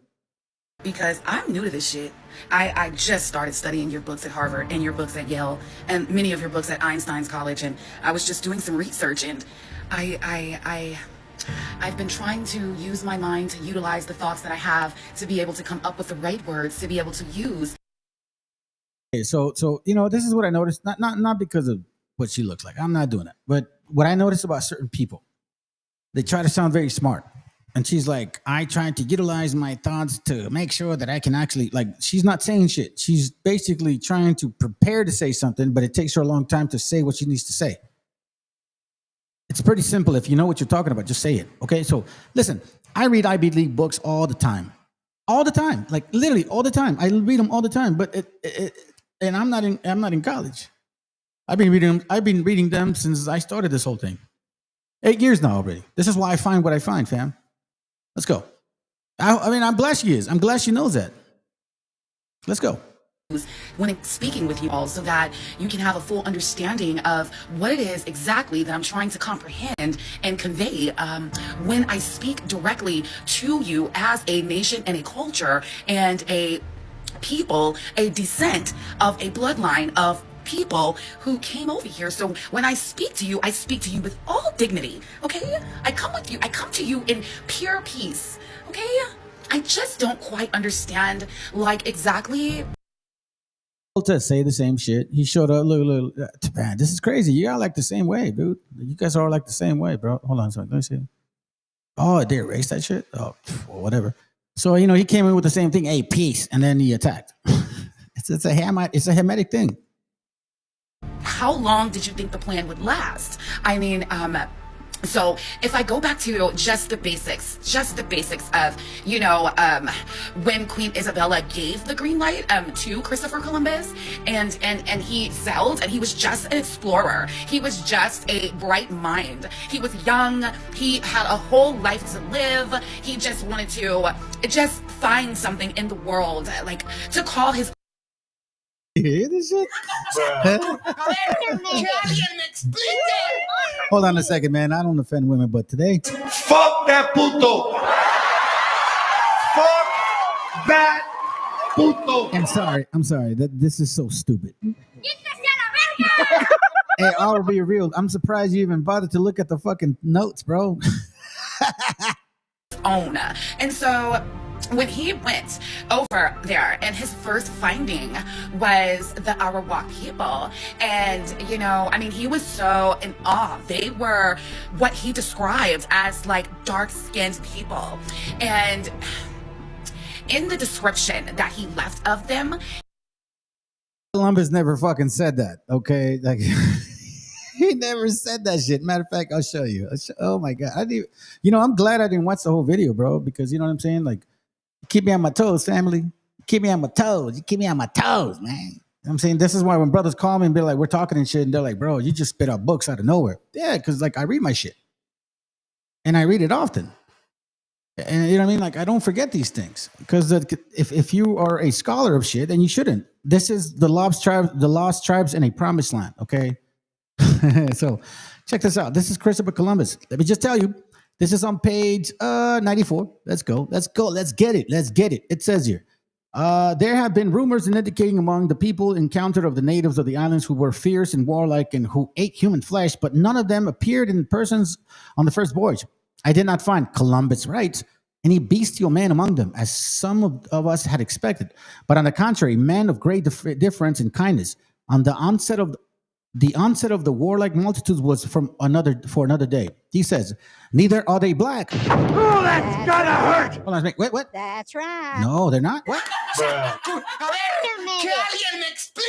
Neither are they black, blackety black, like Ethiopian black, blackety black shit. He goes on. Their hair is smooth, straight, like goat's hair, like David Solomon's and the girl that wiped the tears off the Messiah's foot. I'm sorry. Like that. Kind of like people that grow their beards all the way down, like Aaron, all the way down to his ankles and shit. You know what I'm saying? No Afro puff. Last time I checked. For they do not dwell where the sun rays. I'm sorry. For they do not dwell where the rays of the sun strikes most vividly. You see that? So we're not necessarily all dark skinned. We come in a variety of colors. Variety of colors. Again, that's why I don't get invited to debates, because they watch what I do. Because they don't understand that, because they understand that they may say some shit and I might come up with some historical book from like fucking 10 years ago that I remembered, and they have never seen it. You see, a lot of people in this genre, they only attack what they know they can, what they know that they can overcome. But when they deal with the spirit like me, they don't know what to expect. Because I come from different angles. I read books in Spanish and in English. I have some, I don't gotta hype it up, man. Yeah, I know what it is. Let's go. He also said the most. Remind y'all what the simpletons. What he described. She reads Ivy League shit. Harvard. I'm so fucking smart. Oh my God. So let's listen in again. What did Columbus say? Described as like dark-skinned people, and in the description that he left of them, he also said the most beautiful things about them. Like, they were peaceful people, and they didn't have weapons, and they were very genuine with their sharing. And, you know, just to think that that is your bloodline, that's your character. You have always saw people who had good hearts as a pushover, and you've bullied almost every single nation that walks the earth today. See what I mean? Like, they don't even realize that they were slavers, Negro slavers themselves. Negro colonizers is a real fucking thing. I'm sorry, I'm not the problem. You're the problem. You are so caught up in your box that you are not willing to look outside of that shit. You guys always blame the white man, but you helped him. You were licking his balls. He was licking your balls. You were rubbing nut sacks with each other, smacking cheeks and shit. You know what I'm saying? Sharing DNA. Like Lewis and Henry Gates said, a lot of you are white people. Oh, that's gonna hurt! It's just crazy. Let's continue. So I will never have full understanding how you guys today are not understanding that right now we're dealing with the third and fourth generations of those people that were sold into those captivities. They were sold into captivity on those ships. So it just doesn't make sense to me that today the people that are so educated and so intellectual, they are the ones who studied. I mean, they go to the prestigious colleges, they graduate from Harvard, and they read out of the finest books and lectures. There's no way that I'm going to believe that this generation does not know who we are. You see, this is what I'm saying too. My Negro African brothers and sisters, how the fuck did I find this shit? And you guys are scholarly. You've had colleges here since 1830. What the fuck's going on? I feel the same way you do. But see, you only focus on one fucking thing. I play fair with everybody. I got no respect of nationality. I'll call your asses out for what it is. I read these Ivy League schools, and I don't sound like you're fucking trying to be smart ass. Because you want to know something? All of that's just a facade. That's all a facade. Because even if I had the achievements of what I technically could have, I would still wear shorts, tank top, and sandals all day, every day. Because to me, this is all fluff. Let's continue.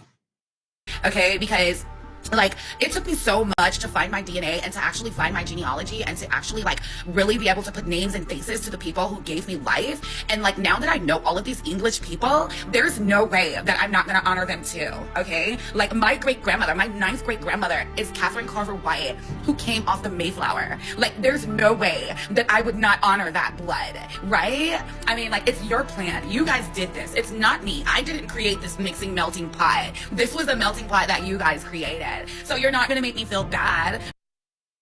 Woman is technically half white, and she's over here trying to act like she's African. Like, see, this is the problem with the Dunning-Kruger effect. Yeah, let me show you. Let me show you just real quick. Again, you know what I'm saying? I'm glad I saved it. Oh, I don't, not that one. I'm glad I saved it. Is it here still? Oh, no, don't tell me I knocked it down, man. Come on, bro. What? No, I did not want that. Ah, shit, I'll find it. Let's continue, bro. Let me just, yeah, we're done with that shit. Let me find this kind of silliness right here. Hold on a second. Where are you at? Where are you? Just had you right here. Oh, here it goes right here. There you go, there. Let's go.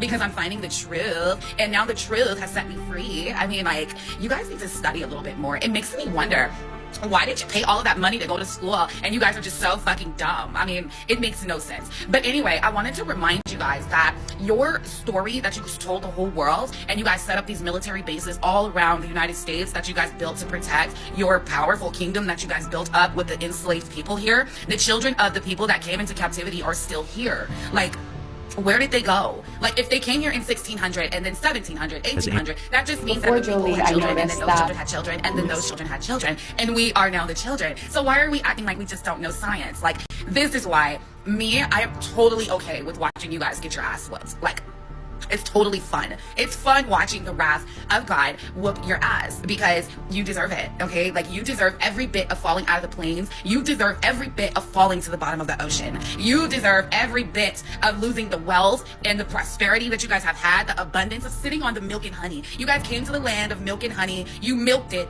and now you're the greatest whore that ever sat on any water. Prime Day is coming and July. You have to pay. And so Judgment Day will come for America.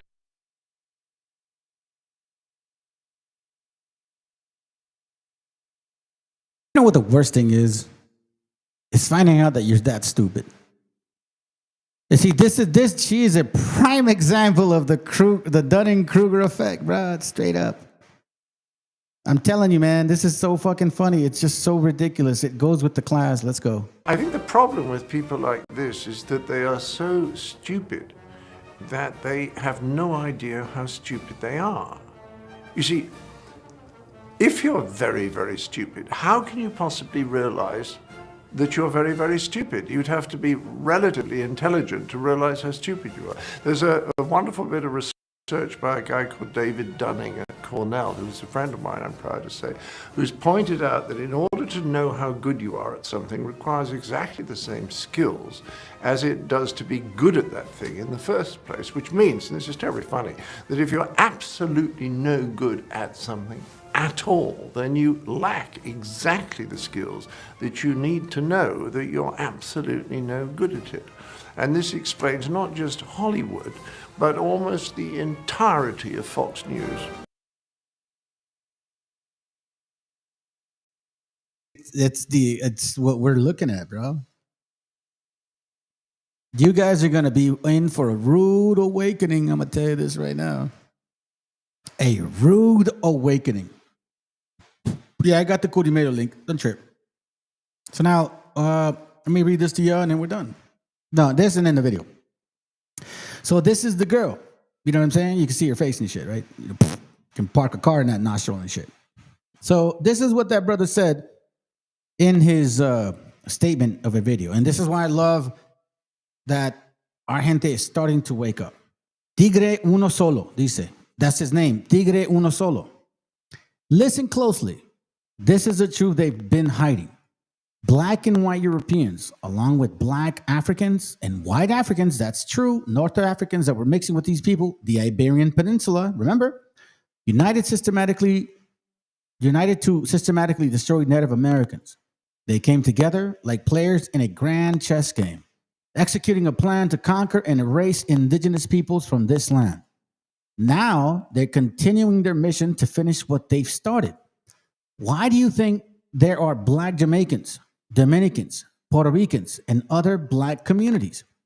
These black individuals arrived alongside with white colonizers to conquer and displace the Native Americans, meaning the indigenous people, meaning so that these black individuals, these Negro colonizers arrived alongside with white colonizers. You should have rephrased that. Their presence is not coincidental. It's part of the ongoing effort to dominate and erase indigenous culture. That's why you get Waboism or FBA, dumbass fucking folkies, all these stupid ass motherfuckers that scared of me. Don't be deceived by appearance. Black and white people have formed secret societies, exclusive clubs, and hidden institutions. Check this out.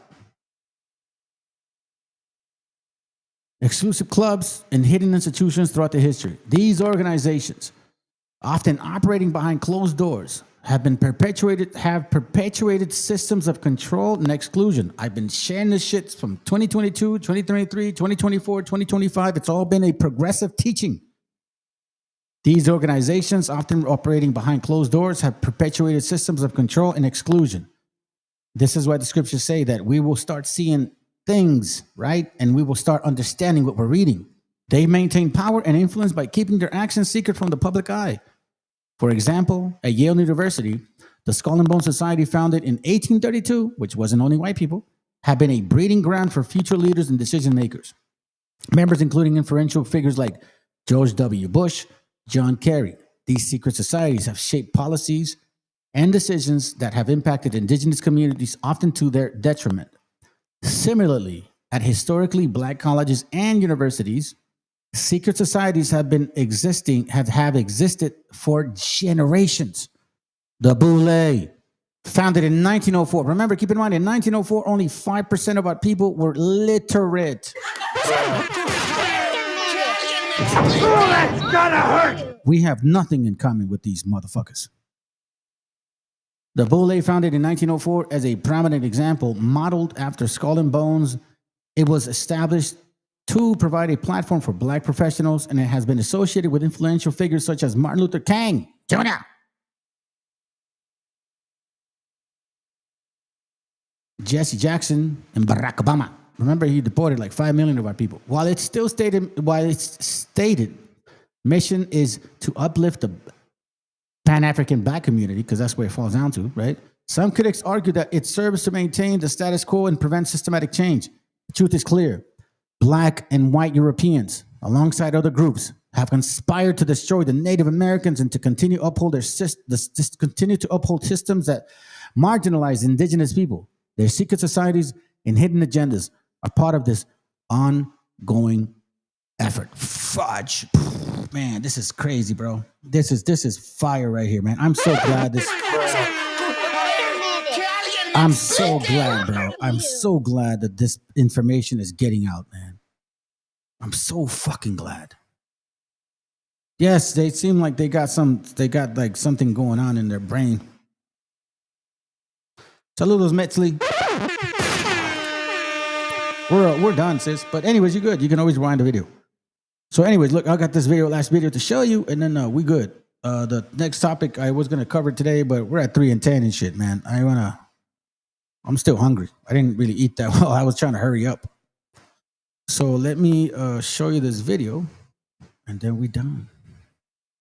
Check this out. Even your own king is calling you guys out. Even he's saying, bro, you know what? I'm starting to realize, bro, that you guys are probably Canaanites. Let's go. And I'm not advocating any religion. I'm not ever saying we're all Hebrews, we're all Muslims, we're all Muslims. I'm not saying none of that. You have to go look into your personal genealogy, your personal life, and your nature. If you you feel like you're more and you relate to what Joel is saying, you might be a Moabite, Canaanite, just like Lex Vortex is calling himself a Canaanite. Maybe that is his nature. I'm not gonna fight that with him. You understand? So maybe that is his nature. Maybe he is a Canaanite. So I'm not gonna fight with him over that. You know what I mean? It's silly to actually pretend to debate with somebody who really don't do research, man. You know, like it's a waste of time. Look at this guy, he's emotional and shit. Mr. 400 TV and shit. I don't know. Maybe he's trying to be an electrician. You dumbass. Apparently, that's how his mama and dad talk to him. More likely your mom. Your mom says you're a dumbass. That's technically how I can tell, because that's the first thing you said, because you're already emotional. Got to be an Edomite. The pseudo shit you're doing is the reason why we've always been split. Nah, we're not the same people. At all. We got nothing in common. At all. I ain't cherry picking shit. And you're new to this channel. You should do your due diligence and find out exactly what I've been teaching for a long time. Your people run away from my facts. You guys have not answered to anything that I've been saying. All you do is dumbass and bitch. That's it. That's all you guys do. That's it. See, look, and then this guy right here. Ranting. See what I'm saying? Y'all don't do shit. You see, the way that your parents talk to you don't work no more. It might have worked with like other people, but they don't work here. We ain't got time for that shit. Bring some scholarly shit. If you think I'm wrong, well, there's a fucking link. Prove to me that I'm wrong. If you feel fucking ballsy, I already told Volta, Volta's a little bitch. He ain't gonna jump on that shit. I already know that. But maybe you will. Maybe you can defend him. Maybe you'll be the man that Howard was saying, hey, can when this guy debating anybody? I bring facts. I don't bring fiction, bro. The problem is this, because this was the title of the class.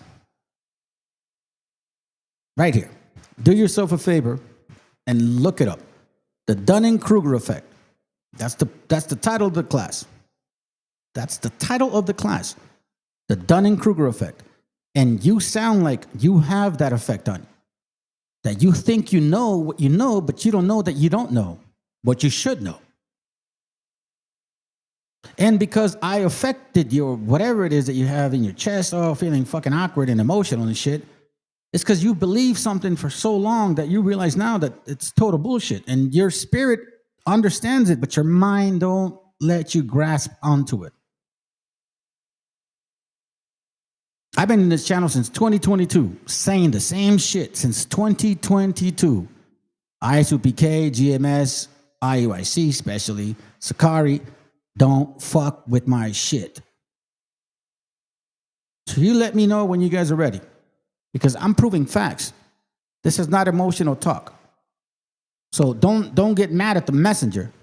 Get mad at yourself for being so fucking square and dumb.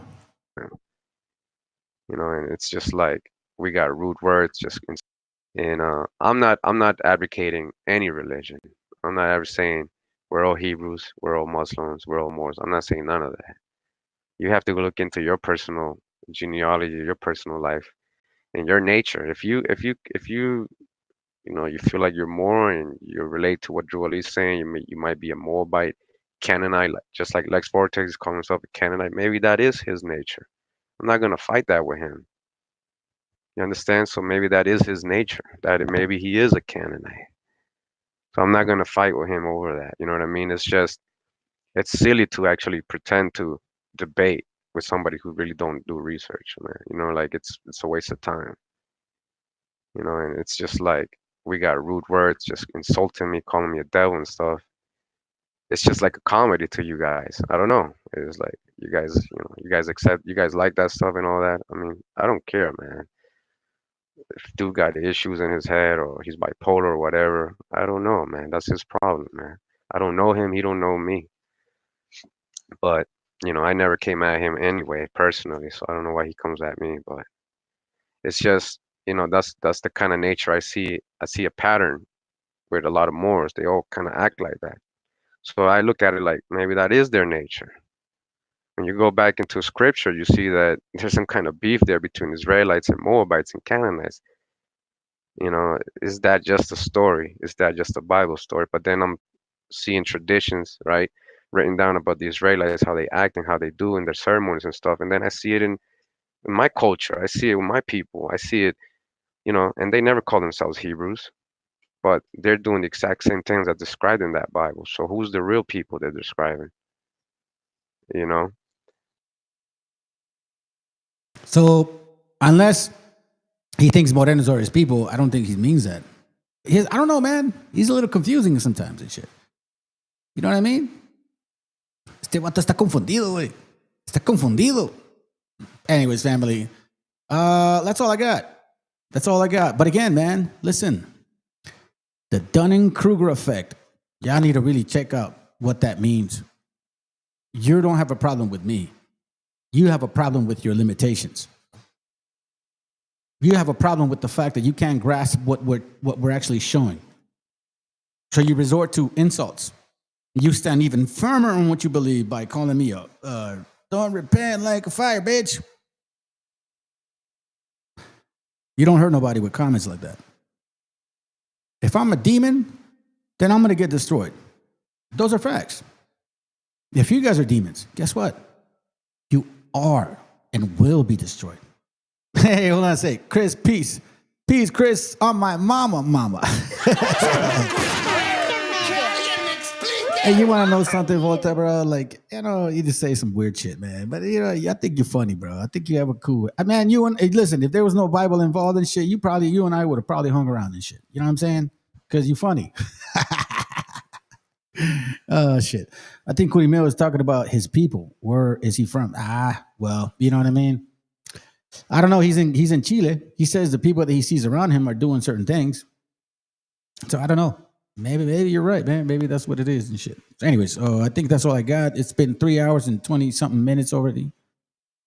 Forgive me if I wasn't clear enough for everybody. I wish I would have tackled my topic, because technically I wanted to get into Deuteronomy 4, but man, you know what I mean? I knew that this would get in the way, so I'll leave it for tomorrow.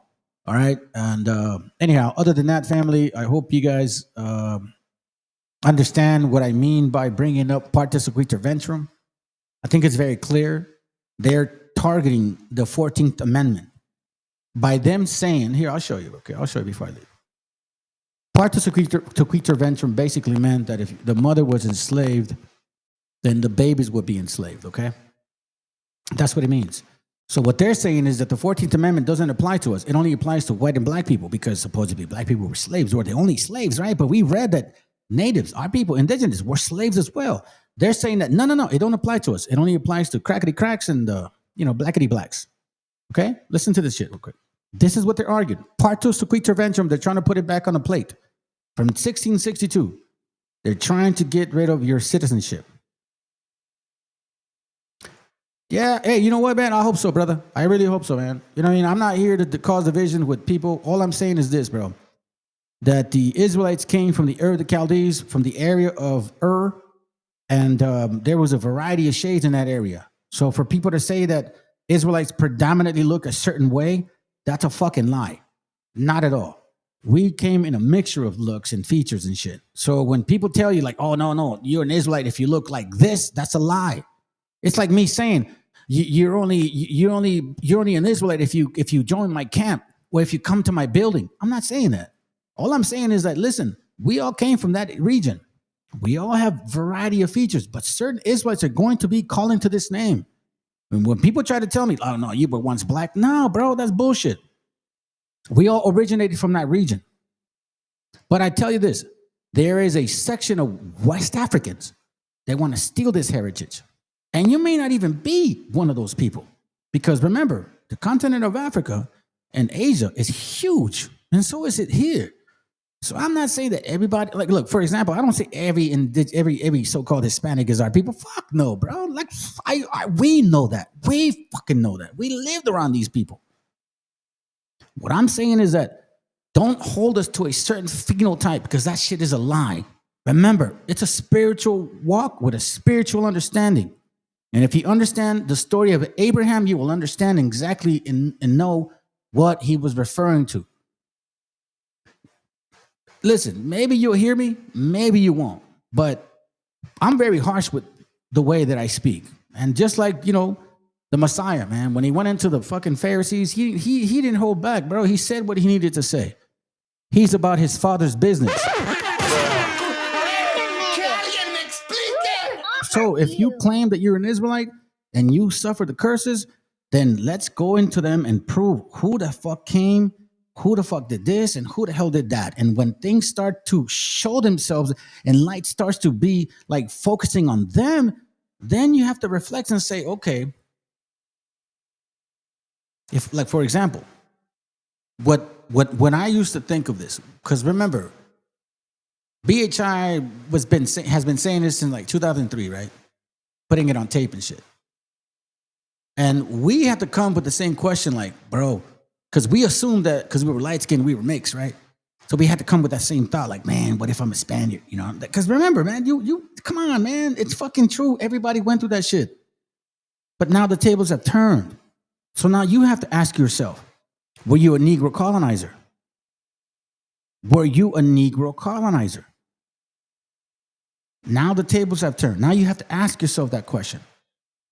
Because we used to be told that we may be white colonizers. We found out, no, that's bullshit. So now the tables have turned, and the question is, were you a Negro colonizer? And if so, then how do you fit in this whole heritage? Supreme Court's major ruling on the final day of the term. The conservative majority said it will limit lower court's ability to issue nationwide injunctions to halt President Trump's executive orders. CBS legal contributor Jessica Levinson joins me now. A lot has been said about the birthright citizenship, but this really comes down to what the judicial powers are. Explain what this is really all about. You're exactly right. And thank you for correctly setting it up this way. This is a case that started because people and states challenge President Trump's executive order when it comes to birthright citizenship, and in my mind, an executive order that likely would not survive constitutional review. Now, what judges did as a result of those challenges was to impose so-called nationwide injunctions, essentially saying that the executive order would not just be stayed, meaning stopped, with respect to the people who sued, but wouldn't go into effect with respect to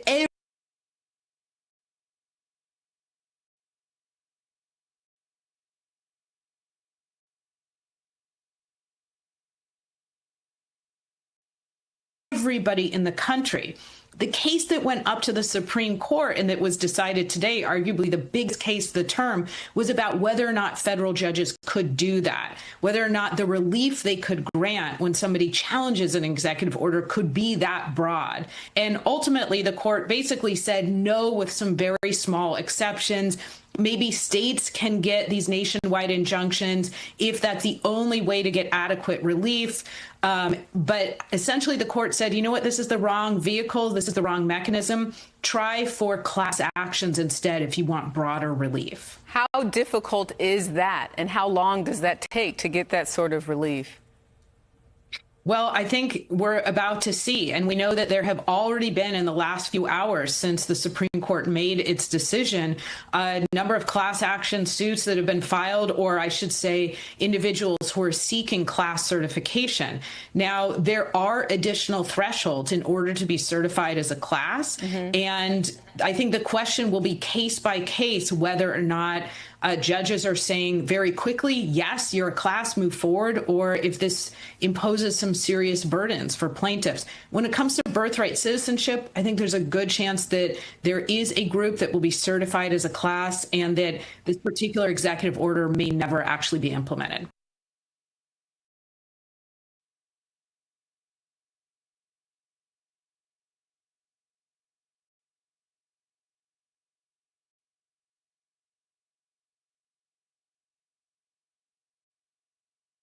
One last time. I think the problem with people. Hey, one last. I think the problem with people like. Shut up. One last time, so people don't forget, family. All right, one last time, dog. Here we go. I think the problem with people like this is that they are so stupid that they have no idea how stupid they are. You see, if you're very, very stupid, how can you possibly realize that you're very, very stupid? You'd have to be relatively intelligent to realize how stupid you are. There's a wonderful bit of research by a guy called David Dunning at Cornell, who's a friend of mine, I'm proud to say, who's pointed out that in order to know how good you are at something requires exactly the same skills as it does to be good at that thing in the first place, which means, and this is terribly funny, that if you're absolutely no good at something at all, then you lack exactly the skills that you need to know that you're absolutely no good at it. And this explains not just Hollywood, but almost the entirety of Fox News.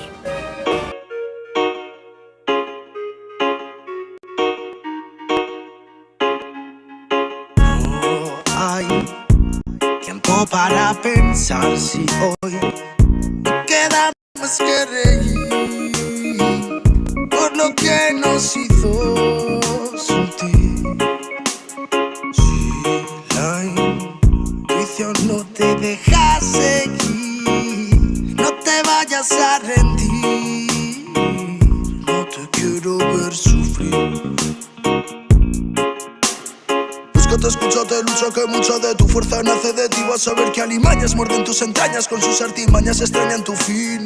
Sigue pues si tus pies tocan el suelo, el anzuelo no tira de ti. Grita fuerte si la vida te duele, que vuele el dolor, lo expulsamos de aquí. Darme ya nago.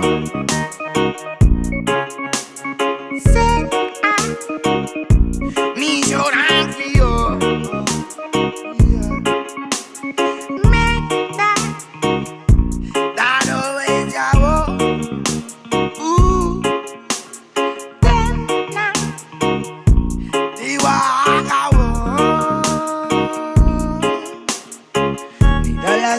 Antes de perder las formas, sé la luz del sol cuando no lo puedas ver. Cierra su boca cuando te hablen de más normas. Todo lo mal montado se ha de romper. Aunque que tú te rompas no hará más que estorbar. Si es bajo el castigo y mando de Lucifer, en verdad tú sabrás con lo que te conformas. Y yo con el super amor traer.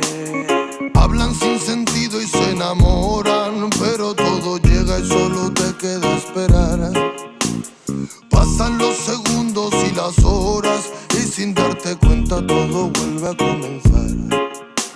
Todo parece lógico en este mundo de plástico. Hay que ver la fe cómo se va perdiendo. Quizás me quede afónico de ser mi propio médico y crecer sin ser un hombre que va muriendo. Tal vez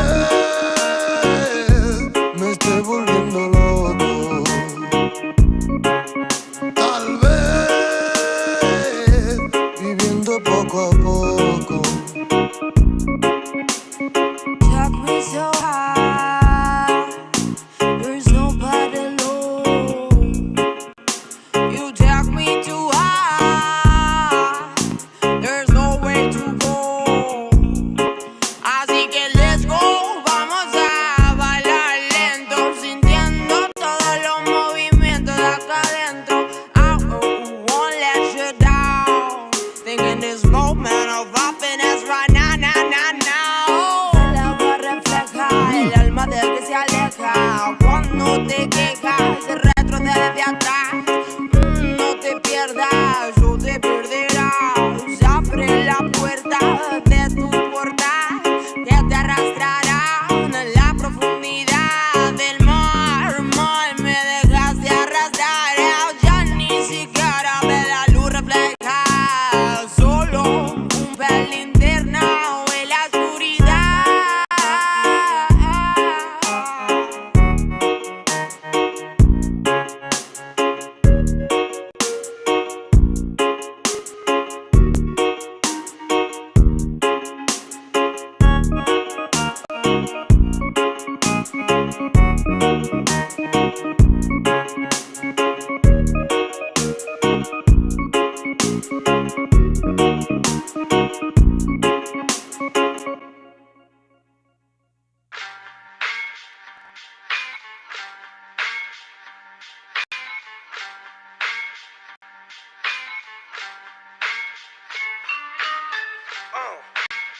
En la Plaza de Reyes, Black Sumenta, Soplón. Yeah. ¿Qué vas a saber? ¿Qué vas a saber tú? Oye, chibolito, faltomé.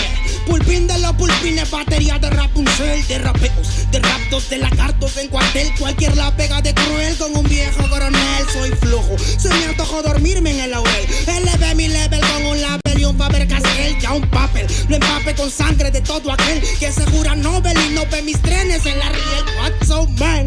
¿Por qué no sacan la tablet? Juro por mis aguas que no te hablo por las powers. Soy chincharoneto, búscame por pico sour y te voy a meter al centro loco como Beckenbauer. Escúchame atento mi bro, que estamos rompiéndole en pro. El negro de Plaza de Reyes como siempre rompe de este micrófono. Que quiere meterle como yo pero no puede meterle taco pro. Si te pensaba que solo era un gallo, déjame decirle que se equivocó. Real motherfucker feeling on the street. Es el Black Sheep, Black Sea Metal de Plaza de Kings. Motherfucker, Soplón.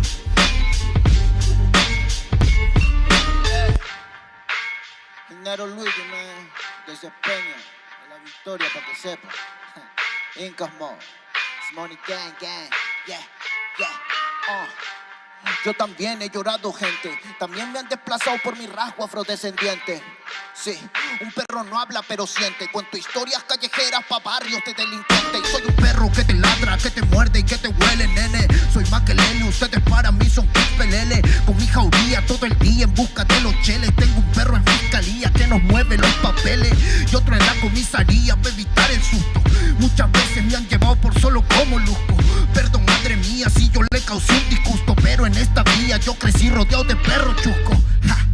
Yo sé que me quieren ganar, yo sé que me quieren tumbar y no pasará porque soy de verdad. Está súper rafina la Dodo Style, metido en latina aprendiendo un quizá. Yo tengo el style, no mido la raza del perro, yo mido por la lealtad y yo soy leal. La calle te enseña lo que no te enseña la universidad. Saliste ese peña aquí con una seña, te tiran para atrás. La calle limeña aquí nadie la tenía, ya nada es igual. Tiene que respetar, tiene que respetar. La calle te enseña lo que no te enseña la universidad. Saliste ese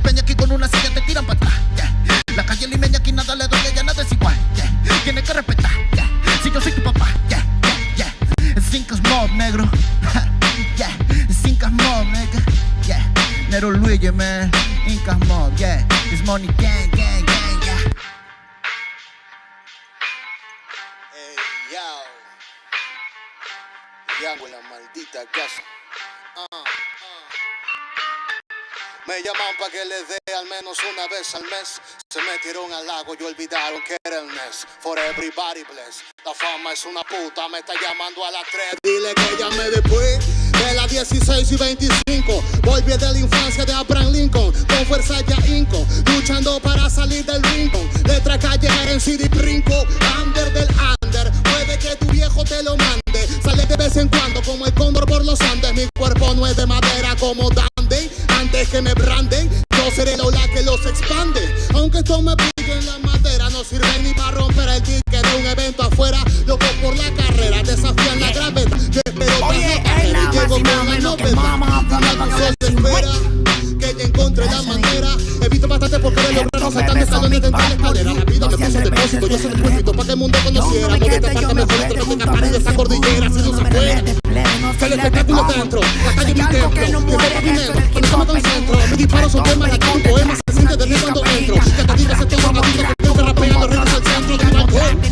Salutación de acción en la misma gestión. Pero la magia no tiene valor. Patrón, yo llamo, esa es la cuestión. Y doy fe por cada renglón. Consciente de la operación del final de Mbappé con la edad de bufón. De Yango en la maldita casa. Plaza de Rey y papá. El Nero Luigi, Black Cemental. Hip hop peruano. Rasgo en la maldita base.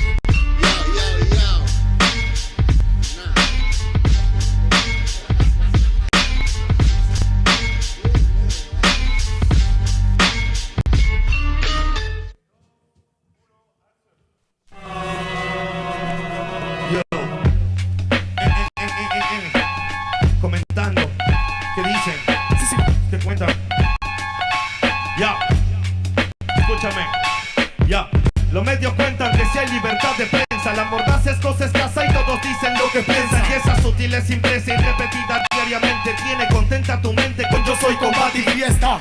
Presta el control, Tarantino no es tan gore como los crímenes de amor que a toda hora se nos muestra. Pues tal vez la estrategia impuesta. Pánico en el público y manejarás el cuesta pal. Político en vez de patrullas se vende camilla para un hospital. Como si esa mierda de combo no diera seguridad. No será casualidad que el otro dueño del canal sea el cerro sobrino pero bueno de un primo hermano pariente papá. Que esa nostalgia no es noticia, su codicia se evidencia. Propicia violencia y plástico, panémicas, belleza. Fútbol, patriotismo, falso culo, vasos que se besa. Pele cáncer pa' tu mesa y el domingo en misa pesa. Sobre su cabeza pesa el atraso mental del pueblo. Oposición vendió trasero, dictador, grupo Romero. Pero se confundieron acá, la palabra es cruda. Autoeducación en camino se afloja la lucha a través de cultura. Es como genera de uno, tal vez otro loco se suma. Ya saben cortina de humo que explota la mina que mata la cuna. Primo, vengo que trate la friuna, no una pura canción de aventura. No censura, emite basura, no le conviene que sepa verdura. Hay extorsiones, violaciones, robo, llanto y más. Con tanto muerto el morbo están alimentando, ves no hay paz. Solo un odio contenido en bilis para que vivan en la fantasía algún día cambiará. Hay extorsiones, robo, violaciones, llanto y más. Con tanto muerto el morbo están alimentando, ves no hay paz. Solo un odio contenido en bilis para que vivan en la fantasía algún día cambiará. Sensacionalismo, amigo eterno de la prensa, el mismo que forjó al humano sumiso, callado y muestra. En el noticiero, en el artículo del diario, la vida de una bebé que poco invierte al vecindario. Sirven como fieles feligreses, a oscuro intereses, mienten todo el día, crían, crean solo estupideces. La historia afirma, indica que siempre negaron información alternativa que todo pueblo merece. A cada instante pareciera su labor asesinar una memoria colectiva que hace una nación. Con una prensa cómplice que juega con humor, desconociendo ese dolor que nos dejó ese dictador. Cortina de humo es su mejor función. Para apartarte de la fuente harán de todo, pues miró. Como venderte el culo de Sharon Stone, cagándose en tu derecho a la objetiva información. El narco, el almirante, el presidente, el congresista, algún ministro, algún legado, de seguro es el patrón de ese periódico morboso y amarillo que al leerlo 2 minutos te vuelve en un show. Los medios son culpables, responsables de toda propaganda basura que te ofrece la TV. Pues será mejor que se autoeduque, pues my friend, porque el comercio de los medios te carcome hasta las 100. Hay violaciones, extorsiones, robo, llanto y más. Con tanto muerto el morbo están alimentando, ves no hay paz. Solo un odio contenido en bilis para que vivan en la fantasía algún día cambiará. Hay extorsiones, violaciones, robo, llanto y más. Con tanto muerto el morbo están alimentando, ves no hay paz. Solo un odio contenido en bilis en las bandas y algún día cambiará. Que algún día cambiará. Que algún día cambiará. CPF.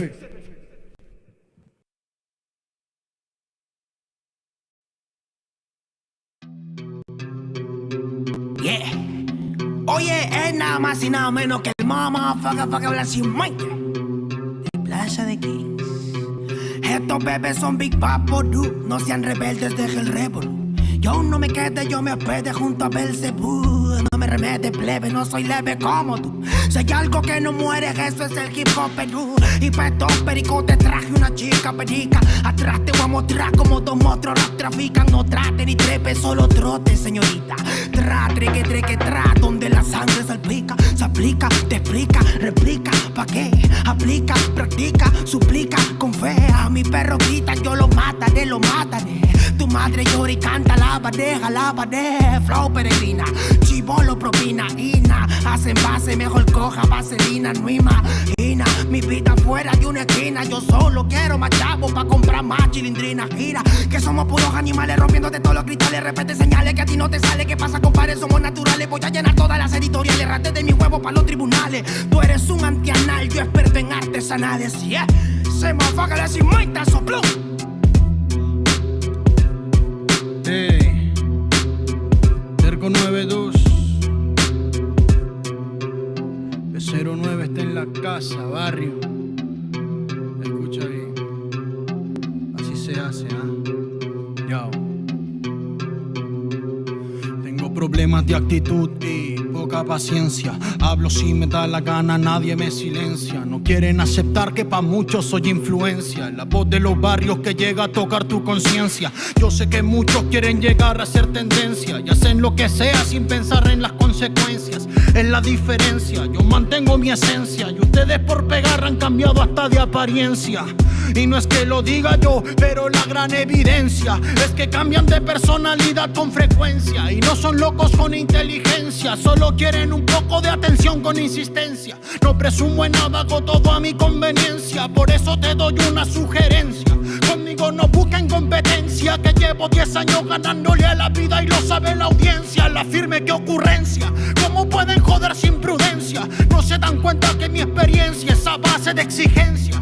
Mi trabajo es con independencia y el de otros de un productor depende de su permanencia. Sigo firme en la resistencia, dándole más rap en el track hasta por correspondencia. Que muchos disques evolucionaron, no es coincidencia. El dinero y la fama hizo que pierdan su decencia. Terco 92, cuando quieras, donde quieras. ¿Cómo? Sí. He aprendido a sobrevivir de las maldades, comprendiendo que nada es como tus sables. Pa' decir verdad, la lucho a diario. No me critiques, no me justifico, siempre hago lo que predico. Soy de barrio y rico en talento. De una me sacan por mi forma de ser y me acento en el yauca. Mi gente la está rompiendo por ser parte de este movimiento. Quiero saludar a las personas que nunca confiaron en mí, que hoy por hoy se partean cuando me ven venir. Bye bye motherfuckers, en estas líneas voy a fluir. Déjate llevar como hay people in the street, yo. Déjate llevar como hay people in the street. Hey, hey, hey, oh, yeah, hey. 1, 2, 3, 1, 2, 3 es la torita aquí en la casa, primo. Mexicano bandido, todo el barrio prendido. Siempre ando bien cuido, siempre poniendo ruido. Mexicanos al grito de guerra, yo defiendo mi tierra. No me dejo de nadie, yo cuido a los míos, mi raza se aferra. Soy mexicano, esa es mi bandera, yo la levanto por donde quiera. Verde, blanco, rojo hasta que muera. El barrio prendido ya quemó afuera. Soy mexicano, esa es mi bandera, yo la levanto por donde quiera. Verde, blanco, rojo hasta que muera. El barrio prendido ya quemó afuera. Me voy tendido, me voy empinando mi bote. Un poco mareado por la bebida y el borlote. Me tiene hasta la riata la gente con su mitote. Pero me despreocupo, me pelan todo el garrote. Me para la chota, ya es por mi apariencia. Que hay tantos delitos, que hay tanta demencia. Yo no cargo nada, no más mi presencia. Pinche puerco joto, atente a las consecuencias. Si no topa el poli en breve nos para en la calle. No puede salir uno conmigo porque ya hay detalles. No quiere que conteste, quiere que yo solo calle. Quiere mi dinero pero que chinga su madre. A la dica este sistema nos quieren ver abajo. Pero tumbar gente, quien les dijo que es trabajo. Puro chingar al indio, váyanse mucho al carajo. Loco no me rajo, lo bueno porque se armó la alianza más pesada del país. Todo el mundo ya conoce las rimas de estos MCs. Pa' ponerme más feliz, unos paisas de hachís. Mis paisas en el gabacho, bien truchas con la polis. Loco en Guanajuato, con los ojos bien tumbados. De coto con el quesada, rifando por todos lados. Atento si prendo un blunt en cabina cuando grabo. Represento Nuevo León, junto a mi carnal el Davo. Cuando voy pa' Jalisco, el pasado está olvidado. Con el perro de la C, bien grifo, pedo y enfiestado. Chécate mi banderón, unido como había soñado. Bien bajado ese balón, compa lefty bien bajado. Puro hip hop mexa, hasta que amanezca. Pásenme un mezcal y que no se pague la yesca. Ya saben que aquí andamos pilas pa' lo que se ofrezca. Si escribo estas rimas es pa' que se enorgullezca. verde marihuana, blanca cocaína, roja la sangre que escurre de una nueva herida. Yo salí de la ruina, nunca se me olvida. Con disciplina y respeto sigo en siempre la movida. Ando bien high, la vida es un freestyle. Disfruta lo que hay, vivo entre el bien y el mal, carnal. Crazy life todo el día, viendo live. Pinto tu barda con spray, lo que canto es real. Azules y rojas las sirenas que me persiguen. No suben pa' la virgen, salen todos cuando chifle. Mi barrio no lo pisen, que andamos todos grises. Maldito policía, no quiero que me revises. Prende la mota en Canala o en Hitter. Ando con mi flota y el dealer. Tenemos lo que se te ofrezca, tú nada más pide. Me dijo mi madre que de la envidia me cuide. Soy mexicano, esa es mi bandera. Yo la levanto por donde quiera. Verde, blanco, rojo hasta que muera. El barrio prendido ya quemó afuera. Soy mexicano, esa es mi bandera. Yo la levanto por donde quiera. Verde, blanco, rojo hasta que muera. El barrio prendido ya quemó afuera. Ya, ábranse cabrones, llegó el mexicano partiendo sin necesidad de palancas. Todos jugamos en la misma liga, yo soy titular, tú ves desde la banca. Disfruto cada cosa que me pasa, colaboro y mi carrera se levanta. El mismo cabrón que antes no tenía nada, se la pasa viajando y dice que canta. Por eso me caga enfermarme de la garganta. Pero aguanta, traigo mata natural y humo de planta. 2, 3 cabrones dando lata y yo haciendo más plata. De esto la vida se trata y pa' que sepas no es barata. MC da bolos desbarata con cada escalón que sube. Yo tuve la suerte de hacerme fama en YouTube. Hay 2, 3 raperos de antaño que me bajé de su nube. Los mandé pa' su casa y de premio hasta les pagué el Uber. Si alguien me tira es porque sabe bien que domino el negocio y quiere de mi parte. No quiero darlas de grande, pero si me tiras la neta me toca humillarte. Soy capitán, llevo el estandarte. Somos muy pocos los que hacemos arte. Este flow si es de Marte, tú dale like y comparte. México lindo y bandido, diario a Diosito le pido que me cuide a la familia si un día el cora ya no late. Estoy bendecido porque me cuidan los míos. Orgullosamente me exatamos locos de remate. Jaque mate, no hable de volar si viene gateando. La cosa por la frontera se pone violenta, no importa el rango. Toda la raza jalándole duro, si hay algo seguro es la muerte en donde ando. El sudor y la sangre en la frente, los de alzada controlando. Se roban la atención, ya saben quiénes son. Vatos locos con sazón como el de un corridón. No quiera tomarme el pelo si ando todo pelón. Levantando la bandera, viva México cabrón.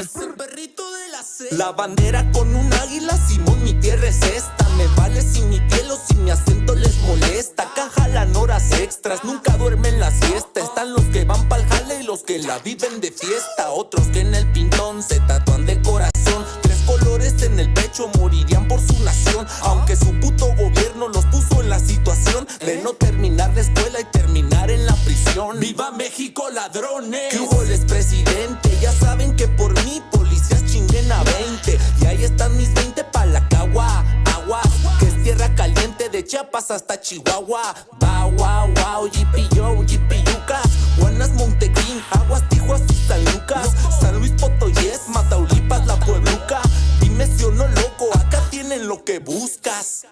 Soy mexicano, esa es mi bandera. Yo la levanto por donde quiera. Verde, blanco, rojo hasta que muera. El barrio prendido ya quemó afuera. Soy mexicano, esa es mi bandera. Yo la levanto por donde quiera. Verde, blanco, rojo hasta que muera. El barrio prendido ya quemó afuera. Puro hip hop mexa perros 2023. Ey yo, ey yo. Somos la santa carnal. Ey, ey, los machidones de la plaza. Oye, DJ Dunde que en los scratches. Desde alzada mi perro. No saben quién soy o sí. Oye.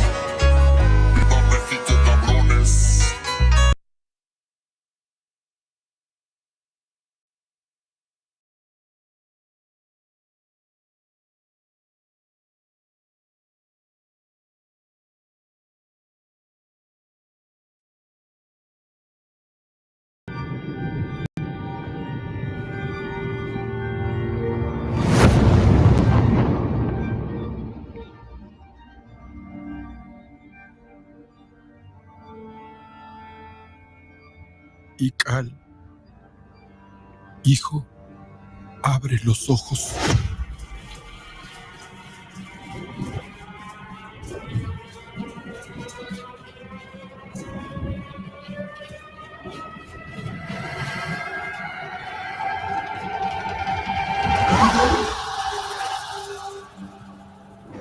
Tu cuerpo se queda con nosotros, pero tu espíritu debe seguir.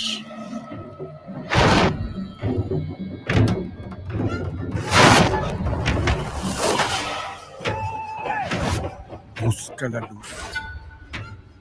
Aléjate de las sombras. Deja que nuestro dolor sea tu fuerza. Desde aquí iluminamos tu camino.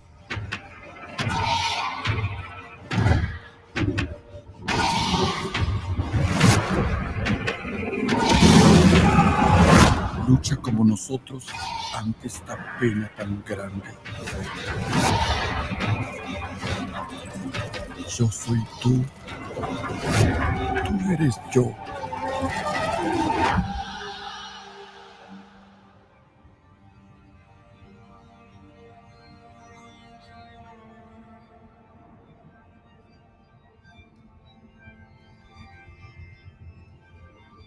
La muerte que hoy nos separa,